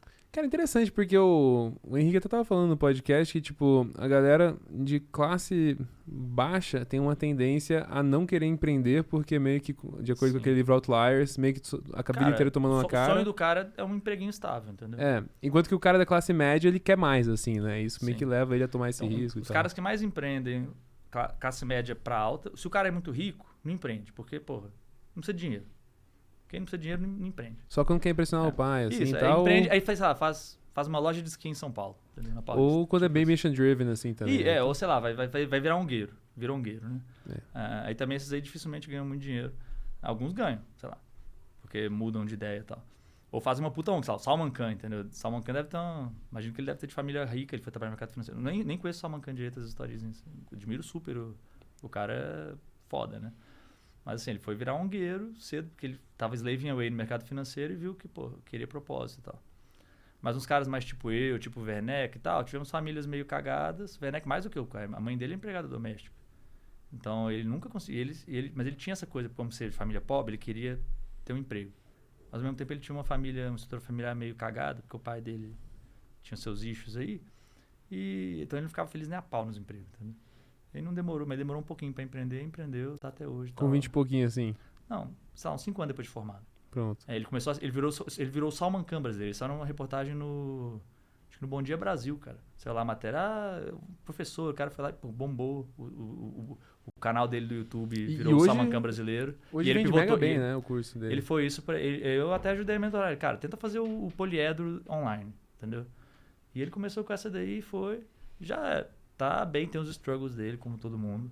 Salve Werneck, espero que você entreviste ele um dia, se ele se abrir de falar tudo. Ele tá hoje em Portugal, cara. E se você é estudante aí, tá querendo passar no ITA, tá querendo passar no vestibular, tem aí o quadro, né? Que é o grandíssimo produto aí da Werneck. Free merchandising. Free merchandising, porque, pô, eu tô no mercado, né? Então eu estudo muito todas as plataformas. É muito mais barato do que você fazer um cursinho presencial e, cara, aprova a gente. Até hoje eu tenho orgulho, porque eu fui o cara que ajudou o Werneck com essa ideia, fiz o primeiro cheque dele. A Quero começou a gerar caixa, e ele já era meu amigo, e ele tava fazendo esse negócio do Salman Khan brasileiro. Eu falei, cara, tenta transformar isso numa startup. Aí eu dei um dinheirinho pra ele lá, e demorou, sei lá, alguns anos, o cara já tava aprovando a gente no ITA. Puto orgulho quando eu vejo um cara que chega, porra, fiz isso daí no quadro e passei, entendeu? Muito legal. Muito legal, né, cara? Muito legal essa história. E aí o Werneck tinha uma família mais assim, e aí, pô, tentou ir A mãe dele é empregada doméstica, só que, cara, a irmã dele foi pros Estados Unidos, a mãe dele é uma pessoa fenomenal, já morou comigo um mês no meu AP, porque eu morei junto com o Werneck no AP no meu 5º ano.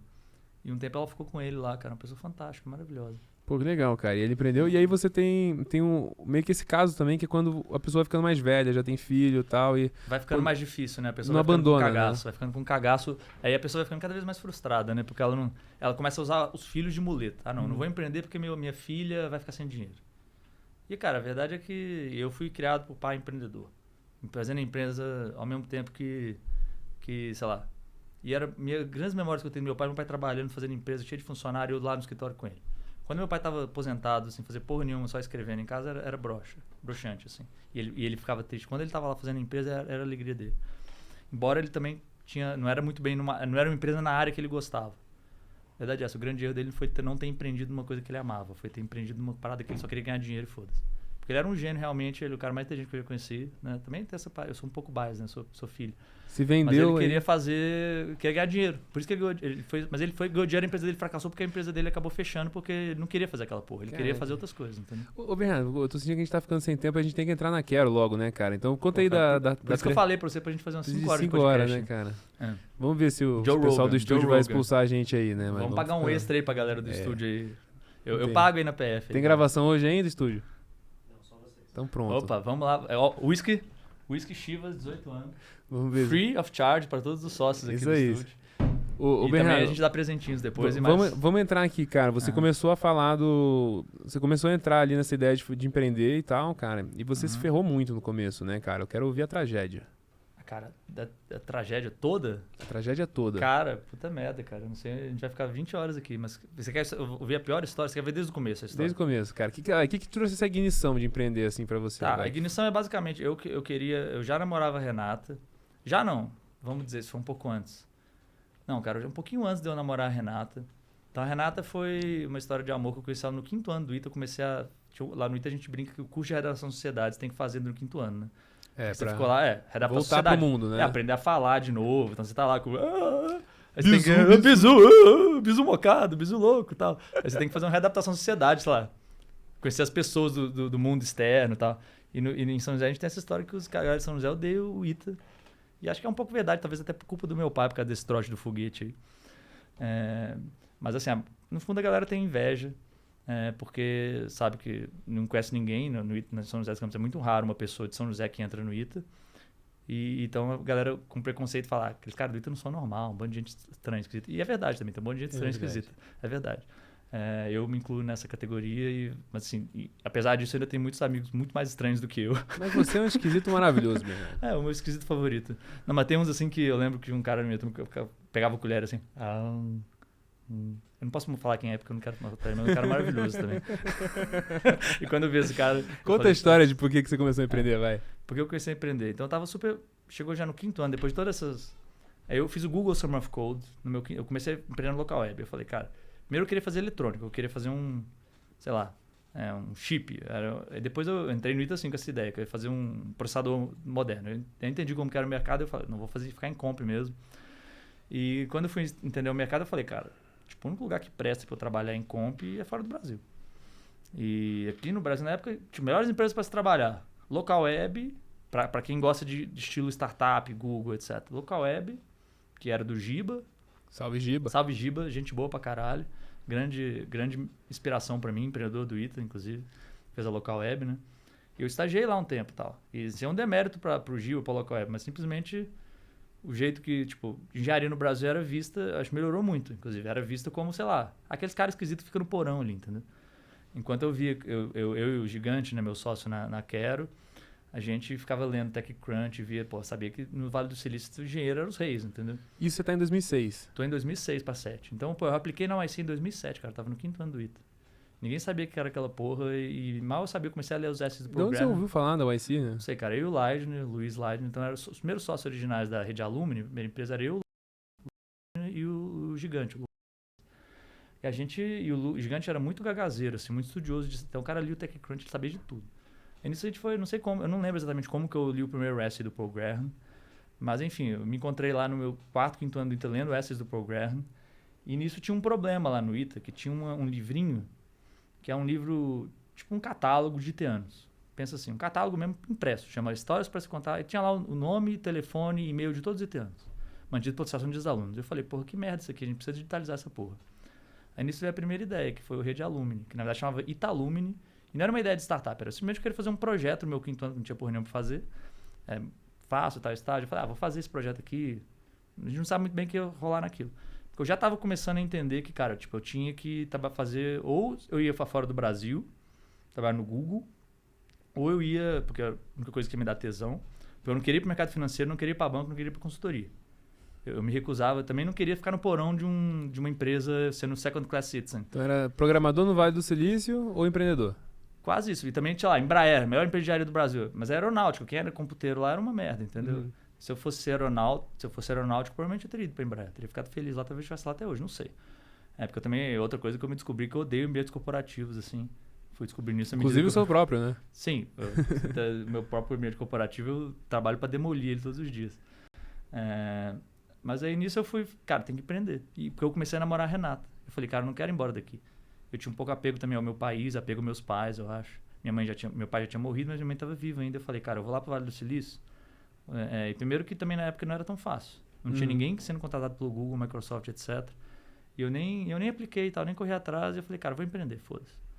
Eu li um essay do programa e falava, cara, você tem que empreender logo na faculdade, menor risco. E o Rede Alumni era basicamente uma rede de alumni. Sim, a ideia era pegar esse projeto. Então a gente começou a codar em Ruby. Aí que eu aprendi Ruby. Isso foi em 2006, cara. Versão 1.0 do Rails. Comecei a aprender Ruby, uma linguagem que ninguém conhecia, que era um negócio feito por um japonês maluco lá, Matsumoto. Linguagem maravilhosa. Então, eu acho que é a linguagem de programação mais linda que eu já vi. Gosto muito de linguagem de programação. Não sou, assim, um computeiro... Eu já até comitei no código do Rails. Isso é porque eu tenho TDAH, né? Então eu achava uns bugs lá, eu tinha que resolver os bugs. Eu ficava 2 semanas resolvendo os bugs e comitava no código. Mas eu nunca quis ser cara de open source, não. Eu queria ganhar dinheiro. Mas isso que eu... Enfim, em 2007, fomentou essa ideia, vamos fazer uma empresa. E eu, estratégia, cara, vamos tentar transformar esse Italumni numa... Eu, gigante, né? O Lajen já estava meio que pensando o que ia fazer da vida. Chegou lá pro 5º ano. Eu e o Lucas e o Lajen pensando, sendo mais justo com ele também. Aí no 5º ano ele ficou 1 ano sem emprego. E nisso que ele não aguentou e foi fazer o concurso público. E eu fui fazer mestrado no ITA. Eu consegui uma bolsa, que era basicamente a desculpa para falar para meus pais. Filhinho não tá aqui vagabundo. Minha mãe, na verdade. Tipo, porque minha mãe, sabe, minha família toda de BH era assim, pô, o Bernardo era tão inteligente, podia fazer medicina e tal, tá lá, desempregado, em São José dos Campos. Aí tipo, arranjei uma bolsa aqui no ITA. Mas era comum a galera do ITA ficar desempregada só porque você não queria trabalhar? Porque eu não queria trabalhar, então eu não queria que minha família contasse essa história de que o Bernardo tá desempregado, sei lá, codando. E eu fiz tudo errado, eu fui codar, fiquei 2 anos codando. Então eu fui lá, mas eu pensei, o mestrado vai ser meu funding. Até porque eu não tinha, cara. Na época a gente tinha Monax mais nada no Brasil. Não tinha mais nada. E tinha, sei lá, Local Web, o Buscapé, que era um case meio lá também. Nem cheguei a conhecer. O Romero era meu anjo, inclusive, na Quero. Fui conhecer ele muitos anos depois. Mas não tinha nenhum case de startup no Brasil, nada disso, assim. Tecnologia no Brasil era, sei lá, tipo, as empresas grandes era tipo o porão. E eu vi que, tinha que ir pro Vale do Silício, então eu resolvi, vou empreender. Li os essays do Paul Graham, apliquei no IC, ele nunca me retornou. Na época era o UFO Forms, cara, que o Kevin Hale fez. Ele usava o UFO Forms, que era tipo um Google Forms para o application da OIC. Isso nem tá na base de dados da OIC. Você não vai achar meu application lá, porque era pré-banco de dados, pré-Bookface. Quem fez o Bookface foi o Gary Tan muitos anos depois. Caramba. Mas assim, aí depois, assim, a gente foi e...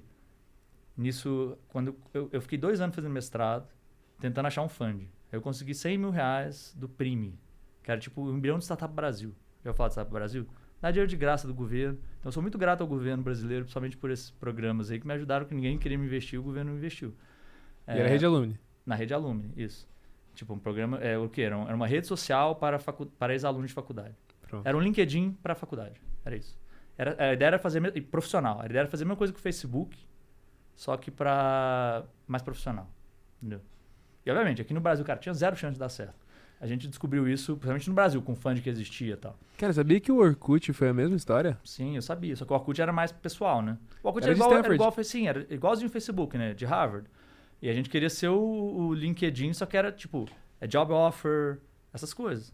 E o catálogo, a gente importava o currículo do cara na época, já começou a ter o LinkedIn, a gente começou a importar o currículo do LinkedIn, a gente foi lá, o cara olhou a base toda do LinkedIn para se dar. Quando a gente realmente chegou a lançar o produto, foi quando eu consegui um fundzinho do Prime, cara, foi 2 semanas a gente conseguiu metade da base de alunos do ITA cadastrada. Foi bizarro, assim, 2 semanas, virou 2 anos. A gente já tinha AWS na época, já existia. A gente codou tudo na Uni, né? Porque não tinha framework, não tinha porra nenhuma. Caiu tudo os servidores e tal, a gente ficou uma semana para voltar de volta. Depois mais 1 semana todo mundo entrou. Todo mundo se cadastrou naquela merda. Isso foi antes de pegar esse grant aí do governo? Não, foi logo depois. Quando a gente pegou o grant, aí a gente conseguiu finalmente negociar. Eu fui aprendendo as coisas de não fazer business, tipo, dependendo de governo, de non-profit. Até porque meu pai também teve esse track. Assim, rapidinho a gente conseguiu muito sucesso no ITA.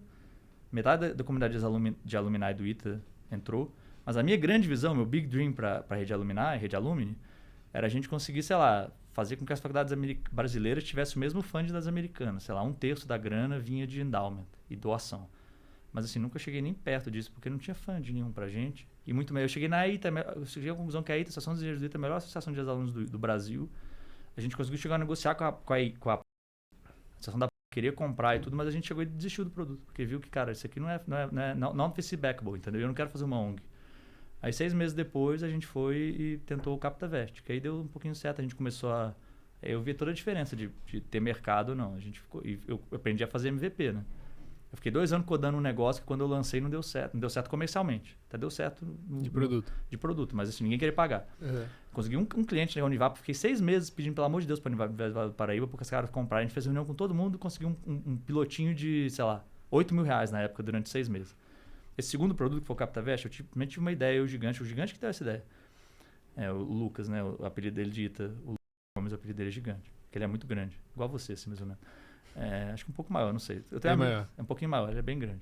Aí ele falou, cara, sabe, o Dropbox tava bombando na época, e era um member get member, né? O que fez o Dropbox bombar. Você indicava, quanto mais você indicava, você ganhava gigabytes para sua conta do Dropbox. Ele falou, vamos fazer essa coisa com faculdade. O cara vai lá, importa a base de contatos, começa a indicar os alunos, aí o aluno se matricula no vestibular e tal. Esse foi o CaptaVest. Foi o segundo produto, foi o produto que a gente conseguiu levantar um pre-seed, assim. Na época, quem investiu nesse pre-seed foi o Gui, foi o anjo líder, assim. Porque, na verdade, eram R$500.000. Conseguimos levantar R$450.000 chorado. Tem todas as histórias, war stories que você já ouviu no grupo da YC. Eu não quero botar público, assim, as histórias de grandes fundos brasileiros que... E por que não? Cara, você quer? Eu quer criar também. inimigos? Cada uma que você botar, eu boto uma também. Quer falar o nome do cara? Vambora. Fala o nome de um fundo. Cara, eu vou contar uma história então que eu achei que foi esculacho comigo. Mas, pô, o fundo se redimiu e tal, tudo mais. Mas depois fez outras besteiras aí, mas... Sim. Cara, comigo foi assim, a primeira história que eu achei zoada foi quando a gente tava levantando uma rodada seed, né? E aí, cara, ninguém queria investir em nada e tal. Aí eu consegui que o... Era na época do seu Smart negócio de like de Instagram ainda, né? Esse. Me lembro. E aí, só me lembro direitinho o que era o business, era like, você comprar like, né? Você programava pra seguir a galera que segue teu concorrente. Aí o pessoal via que você seguiu e seguia de volta. Então era tipo uma ferramenta de marketing pra nego influencer, né? Pra SMB. E era um SaaS, você cobrava SaaS, né? Era SaaS, era. Sim. E aí, cara, o que aconteceu foi que a gente chegou... Você fudeu por causa da API Não, a API já tinha fechado antes da gente começar. Entendi. E aí, pô, a gente tinha o único negócio que funcionava e tal, tudo Legal. mais. E aí, cara, a gente, pô, não tava conseguindo levantar nada, aí eu deu uma adotada na gente, apresentou pra todos os fundos, falou que tava... direito. Tem vários amigos em comum, mas não conheci ele. Não, ele é muito gente boa, adoro ele. E aí, cara, aí chegou, fizemos algumas reuniões assim, e aí, cara, fizemos reunião na terça. Que ano que era isso, cara? Isso era 2019.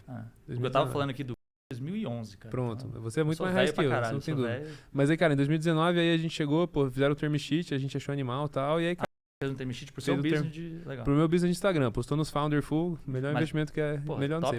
Eu tenho, assim, não conheço as meninas, inclusive, pessoalmente, mas todos os nossos investidas que pegaram ela, inclusive, por exemplo, o todo mundo gosta muito delas. Muito bom, o trabalho muito legal. E, pô, foi muito rápido e tal. Só que aí, tipo, tinha esse fundo que eu vou falar que a gente chegou pra eles falaram assim, cara, não, legal, pô, vamos conversar daqui a 2 meses, tá ligado? Alguma coisa assim. Não sei se foi 2 meses, mas foi muitas semanas na frente. Eu falei, legal, os caras devem estar corridos e tal, faz parte, não sabia de nada com nada. Aí eu mandei assim, tipo, cara, a gente tá quase fechando com a aqui, vocês têm uma reputação legal, vocês não querem conversar?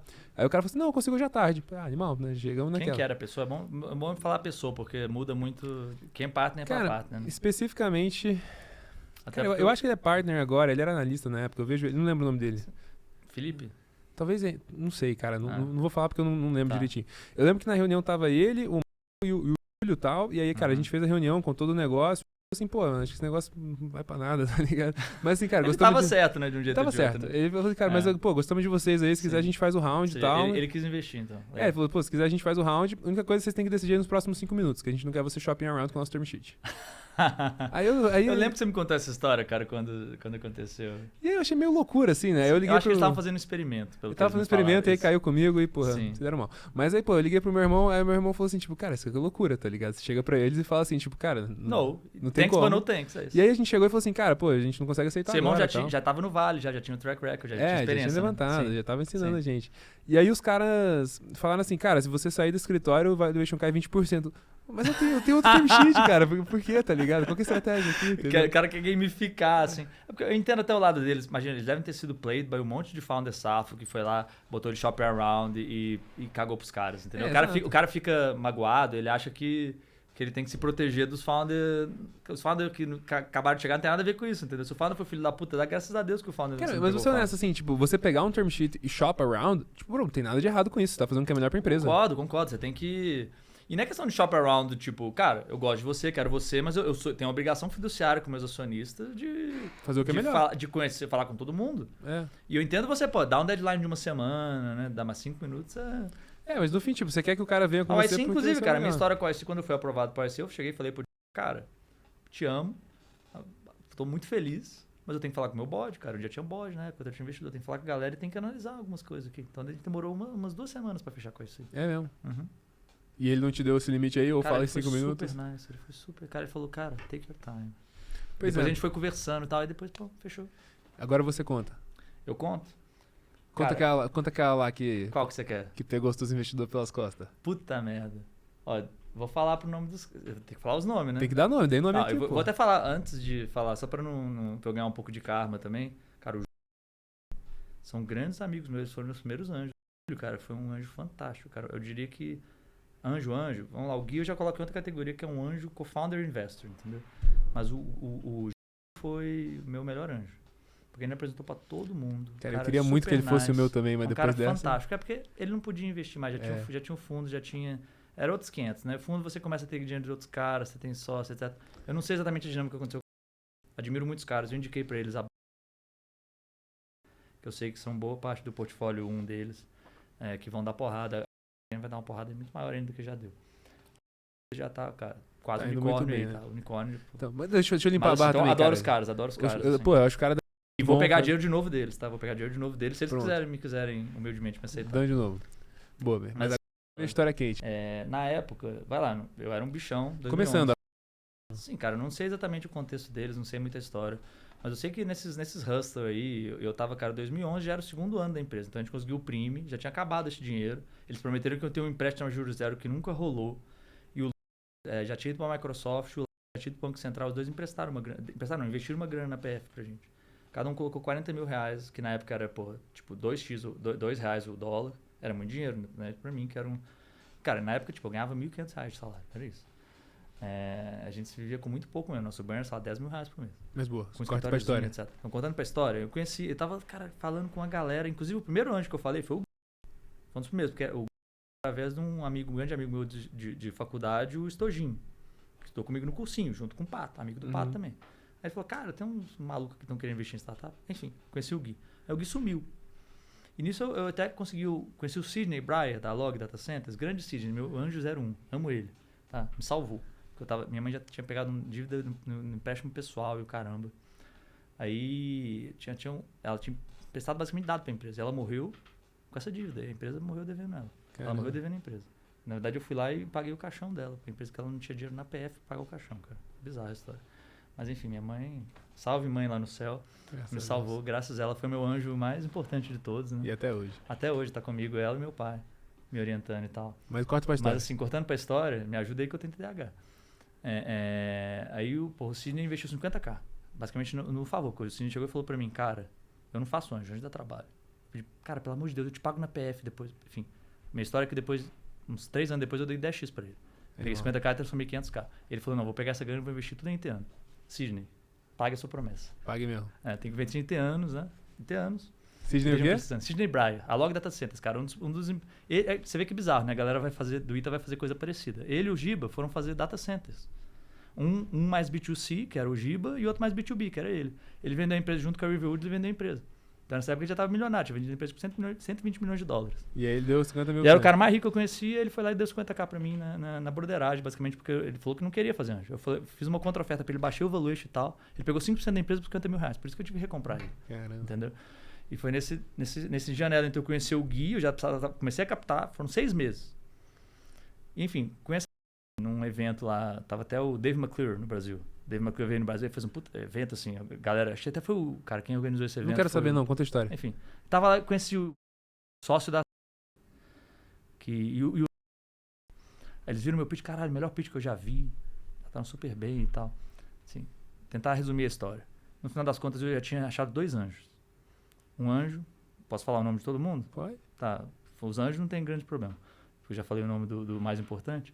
O anjo era o Cássio Espina, falou que ia investir 200 mil reais. Outro anjo, Aldo Bergamasco, que acabou sendo um anjo nosso, mas ele tinha um grupinho de anjos do ITA que ia comentar 150 mil reais. E eu precisava de 500 mil. Então eu falei, cara, beleza, né? Tem 350 mil reais. Só falta mais uma galerinha. Falei com falou, cara, gostamos, querendo investir. E Esse o foi coração papo já inicial. ficou... Cara, eu falei, caralho, fechou 500 mil reais. Só precisava disso, né? Putz, 6 meses de struggle. Minha mãe no crédito pessoal. Já o câncer dela tava de boa nessa época. Eu não achei que ela ia morrer. Ela ficou ruim no ano que vem. Nada a ver com Mas aí o Sidney já tinha me dado 50k que fez a gente respirar esse mais. E o cara chegou lá e, cara, fechei 50 mil. Eu tava 6 meses no struggle, captando. E eu era o CTO da empresa. Esse cara é bizarro. Eu era o CTO da empresa. Eu nem era o CEO. A gente dividiu em tech e business, e venda. Meu co-founder tava lá tentando vender e eu tava tentando codar. Mas como que, sei lá, eu acabei fazendo fundraising e caiu pra mim. Aí o cara... Na verdade, me chamaram pra uma reunião. E quando eu falei, cara, beleza, eu já tenho 350 mil reais, eles falaram, cara, me apresenta os anjos de vocês por e-mail e tal, pra gente ter uma reunião e conversar e se alinhar e tudo, né? Eu falei, beleza. Você todo... E eu todo inocente, tudo noob, né? Sim, nunca apresente os seus anjos pros seus outros investidores, que não comitaram ainda. Nunca apresentar para um candidato, né? Sim, ainda mais porque eles não tinham... Na verdade, ninguém tinha comitado, porque na época não tinha essa coisa de safe. Tinha que fazer uma rodada, tinha que ter um líder, entendeu? Uhum. Porque não existia o safe ainda, existia convertible note, na verdade. Aqui no Brasil era muito convencido. Eu descobri essa porra copiando dos Estados Unidos para fazer depois. Mas não tinha nenhum track record de como você fazia a rodada. Tinha que ter um cara líder. E a verdade é que o Cássio Spina era um cara, até fez Anjos do Brasil, etc. Ele, cara, foi super tranquilo. Eu fiz uma reunião e ele falou, quero investir 200 mil reais. E é isso. Foi assim. E o segundo, o Aldo falou, cara, a gente tem 150 mil. Os dois foram super nice, assim. Sem termos, sem valor. Eu tinha falado, o valor era 2 milhões de reais, cara, é isso. E aí você apresentou?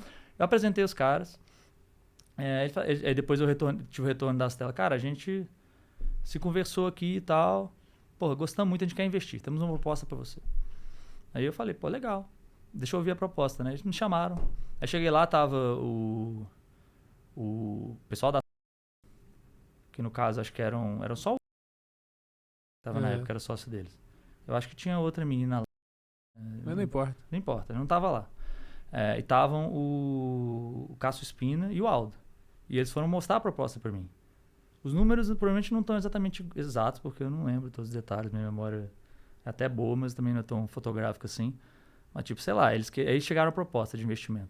Não, a gente tem uma proposta aqui para você. Então lembra que eu tinha 350 mil a 2 milhões de reais de valuation. Pre-money, mas beleza, era 2 milhões de reais. Os caras já tinham aceitado os termos, etc. E falou que ia investir 150 mil reais por e-mail, foi o que eu tinha entendido. Aí quando... E tem esses e-mails ainda. Aí quando chegaram lá, botaram um PowerPoint lá, a proposta era investimento total, 150 mil reais, valuation 700 mil reais. E eles falaram assim, não, a gente fez um acordo aqui, então a gente vai investir junto nisso. Depois de 6 meses, se vocês tiverem performance, a gente investe o resto. E eu falei, cara, mas eu preciso do meu dinheiro até o final de janeiro, porque é o vestibular. Eu só vou conseguir resultado até chegar até o vestibular. Meu plano era 18 meses. Cara, esses 500 mil reais me deram 18 meses pra mim. Entendeu? Até mais do que isso. Eu lia os playbooks da YC, cara. Não levante dinheiro para menos do que 24 meses e tal. Não acho que... Eles queriam que depois de 6 meses eu tivesse... Enfim. Aí eu, cara, entrei em desespero depois, entendeu? Cara, então eu tava quebrado, eu não tinha nada de dinheiro, eu tava em crédito pessoal. Aí nessa história, de repente, o Gui retorna para mim 6 meses depois, porque ele não era angel de startup e tal. Ele fala... o Estojinho retorna para mim, meu amigo Juliano Faria. Colega de ITA, colega de cursinho, né? Colega do Pato também. Falou, cara, a gente tá a fim de investir e tal, você não quer conversar? Aí o Gui foi lá e lidera a rodada. Eles investiram uns 300, 400 mil reais, sei lá. A 2 milhões? Isso, a gente negociou um pouquinho e tal, baixou um pouquinho, mas, cara, ficou bom demais perto do que tinha, né? Sim. E aí eu cheguei pra eles e falei assim, cara, e foi em paralelo. Eu falei, cara, thanks but no thanks. Mas eu falei pros meus anjos ainda, meus anjos que eu tinha negociado, você quer entrar? Aí o Cássio Spina desistiu. Aí eu falei pra Stella, cara, se vocês querem entrar, follow, eu aceito. Eles desistiram. Até me ligaram, depois me chamaram de arrogante. 1x1, não posso falar. Também eu falei, cara, beleza, eu gosto de vocês, mas, cara, não vou aceitar. Eles me chamaram de arrogante. Quem falou isso foi, tá? Que acho que saiu depois, nem sei o que ele faz hoje.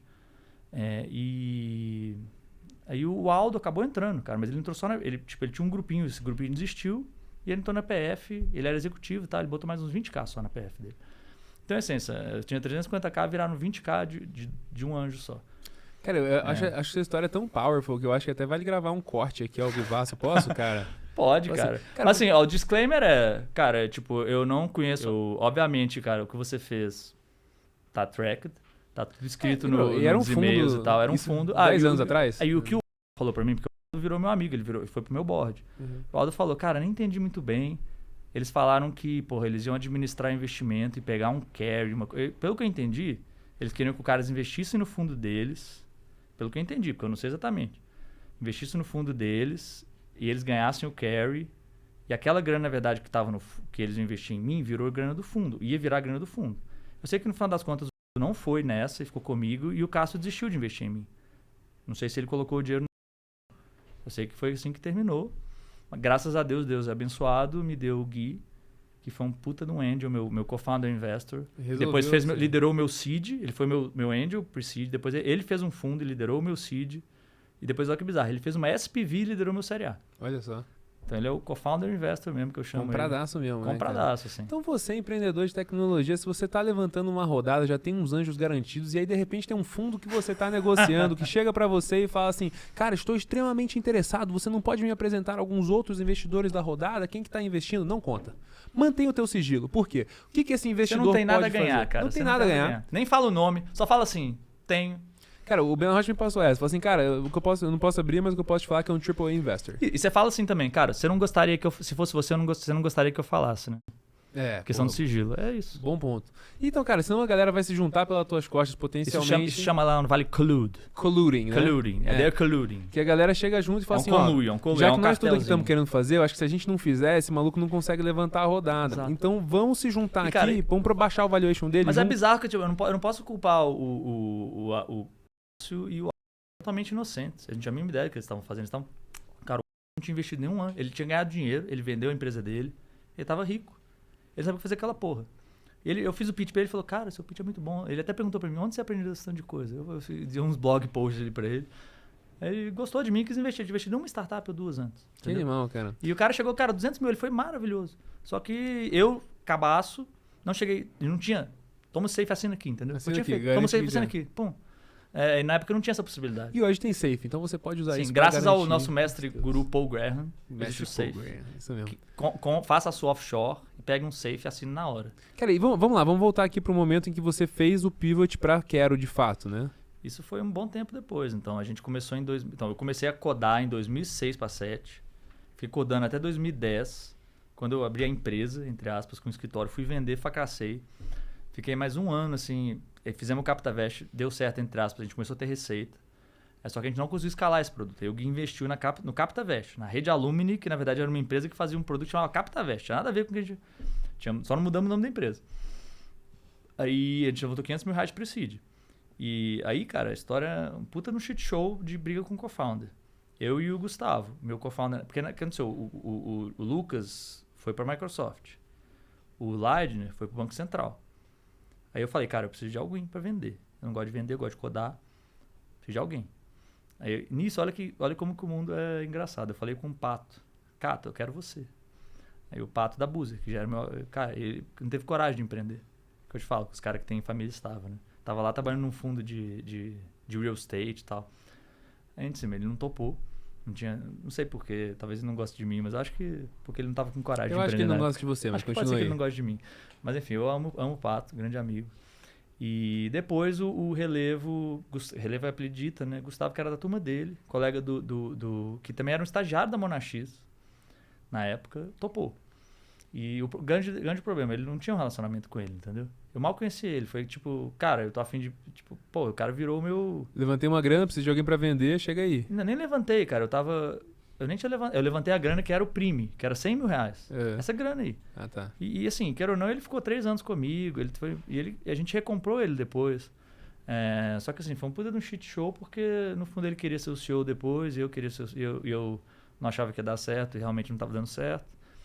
Aí chegou depois que então, eu também, pro meu demérito, eu fiquei doente nesse período. Logo depois que eu levantei o seed, me bateu uma tristeza. E tinha vários motivos. Minha mãe estava com câncer, morrendo, terminal. E eu fiquei... Ela brigou com meu irmão do primeiro casamento, que não era filho dela. E ela veio a falecer mais ou menos um ano depois. Mas graças a Deus, depois de eu casar e depois da Quero começar a dar certo. A Renata, eu já tinha proposto ela em casamento. Eu estava feliz, tinha levantado dinheiro e tal.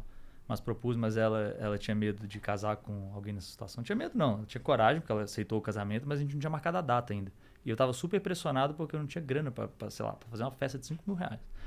E meu salário era, sei lá, 2 mil, 3 mil. E ela é bem mais nova, não? Sim, ela é 9 anos mais nova que eu. Então eu tinha, na época, se eu conheci ela, eu tinha 24 e ela tinha 16. Nessa época já eram 5, 6 anos de relacionamento. Era 2011, quando a gente casou em 12. Então 11 eu propus pra ela e a gente casou em 12, setembro de 2012. Foi 11? Foi mais ou menos assim, tá? E a gente, enfim, início eu entrei em depressão.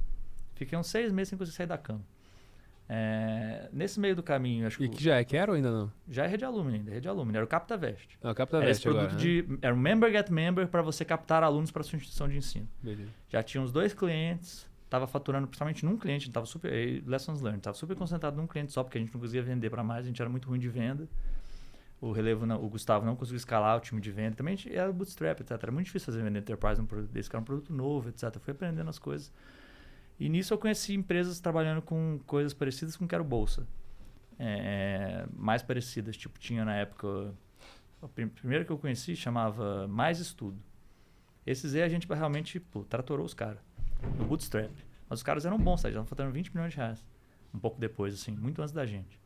E depois a Educa Mais Brasil apareceu também. Foi mais ou menos junto com a gente. E eu peguei o Quero Bolsa e a gente fez um protótipozinho do Quero Bolsa. Que a ideia era, vou pegar esse Quero Bolsa que vai ajudar eu a vender no início. E eu fiz isso em 2011. Final de 2011, se eu não me engano. Foi isso. Só que a gente engavetou essa merda e continuou focando no CaptaVest, que era o que dava dinheiro. Mas a diferença é que era um marketplace versus Sim. outro era meio que um sistema de afiliado. Sim, a minha ideia era, eu não ia ganhar dinheiro nenhum com CaptaVest. Eu ia fazer só listar as faculdades com desconto. Não quero, quer dizer. Sim, não Quero Bolsa, que era o site, né? E nem tinha empresa, não tinha o nome de Quero.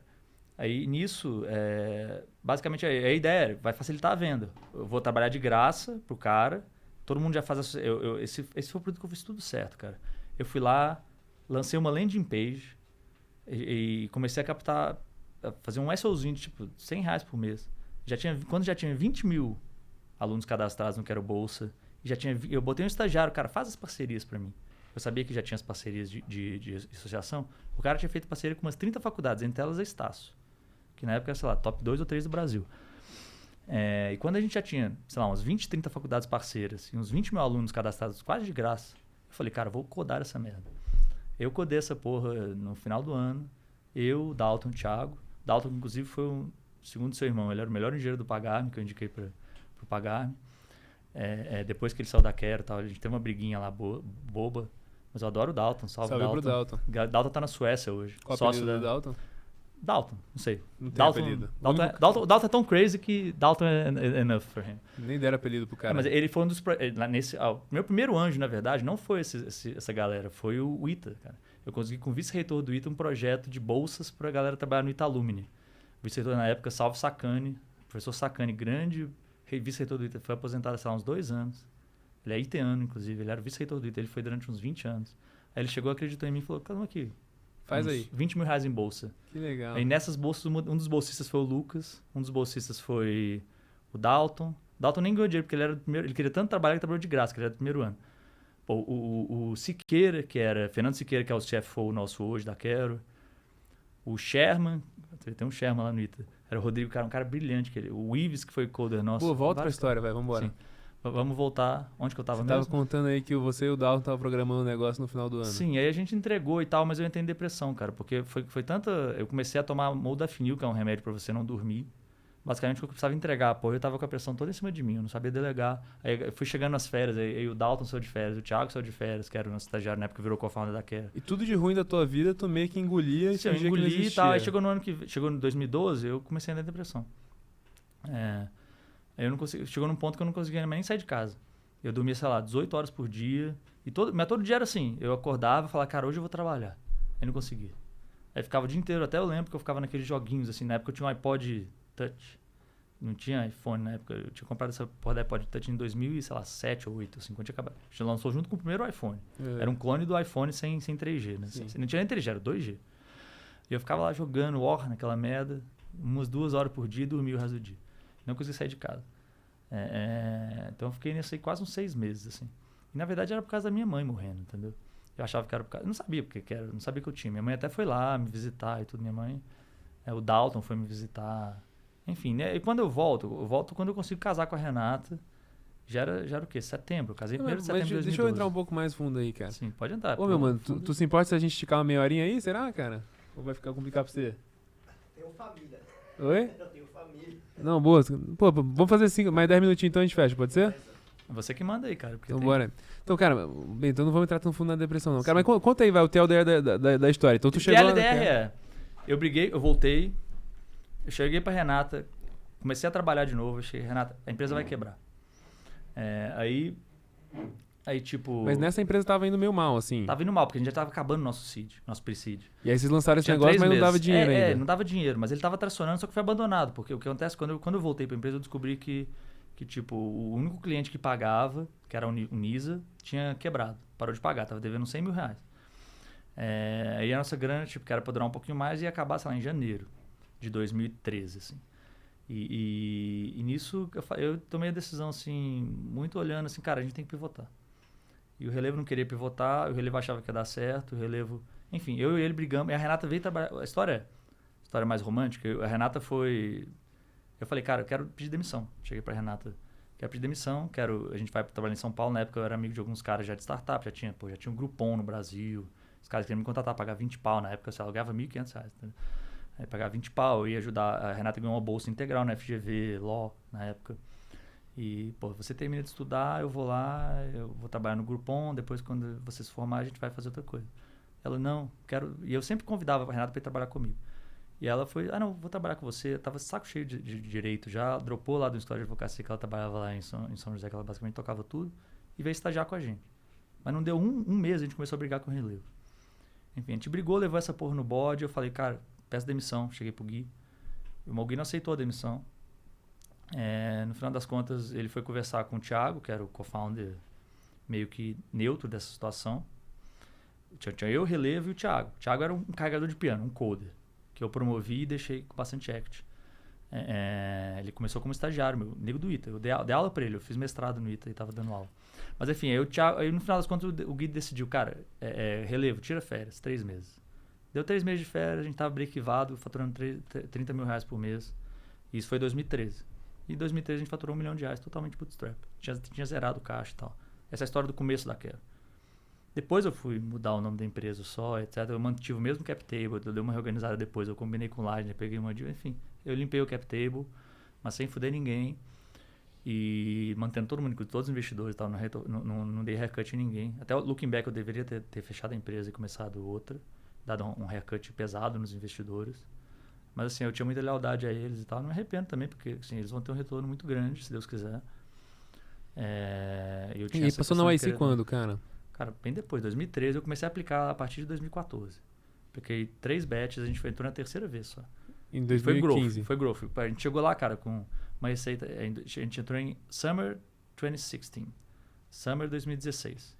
E foi exatamente o batch antes do seu irmão. Uhum. Eu conheci o seu irmão porque ele virou meu cliente, eu era cliente dele na Pagarme. O Florian me apresentou, então o Júlio me apresentou todo mundo. Porque eu tomei um monte de anjo lá. Na época, em 2015, que eu tomei um toco da Monax, eu fui pedir feedback e ele me deu um cheque. E aí o Florian apresentou o Henrique? O Florian apresentou o Henrique e o Henrique virou cliente. Eu virei cliente dele. Indicou o Henrique? Ele indicou. Foi quase assim, cara, você tem com essas meninas aqui. Não, você indicou ele na YC, não foi? Sim, aí a história é, ele tava na YC, ele tava em Stanford. E a gente começou a conversar. A gente já era amigo, eu era cliente, né?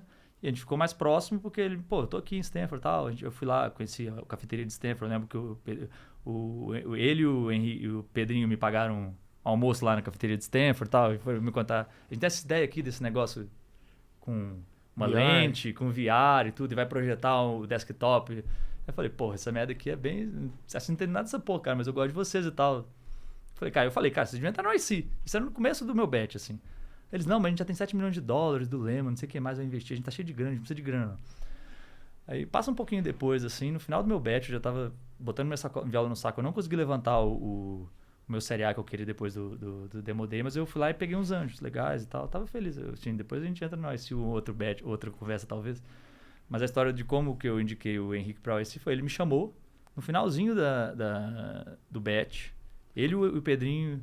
Não, inclusive, nesse meio tempo, eles mandaram um e-mail pra mim, cara, a gente quer investir em você, deixa e tal. Eu falei, lógico, né? Aí eles entraram como anjos nossos da Quero. Ele e o Pedrinho são anjos meus. Antes de meus, não, antes da Quero, né? Também meus, porque eu sinto uma certa... A gente sente uma certa pega emocional, claro, Bruno. lógico. É nosso bebê, né? É. Aí, porra, nisso, obviamente, fiquei super amigo deles, né? Já achava eles foda já pelo pagar-me e tudo. E curti muito seu irmão. No primeiro dia que eu conheci ele, porque ele me falou lá da história do Street, que tinha 60% da empresa e tal. Ele foi super aberto. E depois ele me contou da história, como que ele... Até para relembrar no podcast, me ajudou bem a relembrar os detalhezinhos e tal. Como que ele foi lá no Sand Hill, conseguiu o time sheet, fez um power strugglezinho lá com o Street e tal, André Street, conseguiu o exit dele e tal. Mas enfim, eles me chamaram para jantar e falaram, cara, a gente chegou à conclusão que a gente precisa de network aqui no Vale. Não vai dar para fazer esse negócio bizarro. E ainda era Beyond, ainda era um negócio... Não vai dar para fazer esse negócio só com os negros lá do Brasil, ninguém vai acreditar na gente aqui. Então, pô, me chamaram para jantar num restaurante super chique lá, foi mal. Eu falei, cara, claro, ele pediu minha ajuda. O seu irmão é ótimo de pedir ajuda, né? De todo mundo que ele precisa. Ele é o grande superpower dele é pedir ajuda. Vários outros superpowers, mas esse é um puta superpower que a maioria dos caras não tem essa humildade de pedir ajuda, assim. É porque acham que vão fazer tudo sozinho, né? Aí ele falou, cara, claro que eu vou ajudar vocês. Aí ele chegou e falou, o que você quer? Eu falei. Ele falou, cara, manda um e-mail pro Sam Altman pra mim, falando que eu quero a mentoria dele. Tipo, Sam Altman, eu quero o presidente da OIC. Aí, eu até tenho esse e-mail, não sei se eu mandei esse e-mail pra você, mandei pra OIC, né? Vou mandar esse e-mail pra você. Eu escrevi um puta e-mail falando, cara, esses caras são foda, mas eu não falei uma hora da Beyond nesse e-mail. Eu só falei, cara, esses caras são muito foda, você tem que falar com eles, dar mentoria pra eles, convence eles a aplicar no IC, não sei. Eu sei que eu mandei o e-mail pro Sam, e um pouco depois, acho que, não sei se o Sam respondeu e tal, acho que o Sam nem chegou a responder esse e-mail, mas o Sam, como eu conheci o Sam, tipo, na verdade o Sam tem outra história com o Sam, que o Sam queria investir na queda, depois não investiu, essa é outra história. É interessante para um próximo podcast. Caraca, vai ter que ter vai ter que ter podcast pra caralho. Cara. Eu tenho uma história com o Sam Altman bizarra, assim. O Sam me deve um cheque. Sam Altman, I love you, but you owe me a check. Handshake agreement? Handshake, no, almost like that. Almost. It was a handshake, but it wasn't like a real handshake. He was a little bit drunk. I see. But he said he was going to invest if I didn't raise a Series A after my demo day. Boa, mas e aí tu acabou não levantando? Não levantei, mas enfim, eu conheci o Sam Altman bem, porque ele era presidente da OIC na época. Ele tava meio... Ele sempre foi um CEO, principalmente no finalzinho, mais outside, assim, da OIC, sabe? Mas eu conheci ele, eu mandei e-mail pra ele. E depois eu falei, Henrique, porra, apply e tal. O Henrique aplicou. Eu lembro, fui lá, indiquei. E foi, cara, a intro mais forte que eu tinha feito. Na verdade, eu comecei a fazer intro só depois disso, porque foi o cara logo depois do meu bet. Eu nunca tive as picas de fazer uma intro tão forte igual eu fiz pro Henrique, talvez por... Cara, esse cara que vai ser top 3. Na época não era top 10%, era top 3 of the bet. Eu coloquei lá, top 3 of the bet. Tem até hoje lá o que eu escrevi lá no sisteminha da OIC. A OIC só grava 1, 2, 3, então era a recomendação mais forte. Mas na época não era top 10%, era top 3. E aí você mandou essa. Eu mandei top 3, cara, não foi cara, eu fiquei. A história é mais engraçada. Eu mandei e-mail um pouquinho pro Henrique depois. Cara, e aí como foi o Demo Day, né? Eu já tinha passado, eu não tinha ouvido notícia nenhuma. Como foi o Demo Day? Ele, pô, não fizemos o Demo Day. Eu, putz, que merda, né? Eu fiz essa intro, o cara passa, depois o cara não. Porque na época o IC era muito comum, não sei se ainda é hoje. O cara chega, não faz o bet porque ele pembou, não faz o Demo Day porque ele não conseguiu levantar dinheiro e tal. Aí eu, pô, mas aí foi tudo bem, cara? Vocês estão bem? O que aconteceu? Vocês não conseguiram levantar dinheiro? Você mudou de ideia e pivotou? Ele, não, cara, que a gente levantou o Série A antes do Demo Day. Caralho! E você, tipo, pô, nem levantei meu Série A ainda. Pô, nem levantei meu Série A. Demorou mais de, sei lá... Pô, foi 2018, assim. O Henrique já tava com o B dele, que a gente foi levantar. Ele ajudou muito, cara. Ele me ajudou bizarro, assim. Ele me pagou com juros, cara. Assim. Que ele me apresentou pra, cara, pro número 3 Anderson Horowitz, pro Mickey, que virou meu anjo, o Mickey da Ribbit. Então, eu sou super grato ao seu irmão. Seu irmão é um cara maravilhoso. Pô, que da hora, me ajudou cara. muito. Cara, e a gente tem que fazer mais um episódio aí pra contar a história da Quero. Talvez vamos fazer no teu podcast, né? Pra galera conhecer. Não é aí. meu, assim, porque eu quero fazer o nosso, quem sabe. A gente vai fazer lá o GigaCast número 2, lá em São José, um dia lá. Com mais tempo, assim, com um charuto. Então é isso, galera. Espero que vocês tenham curtido mais um episódio do GigaCast. Muito contente aí. E tamo junto. Um grande abraço.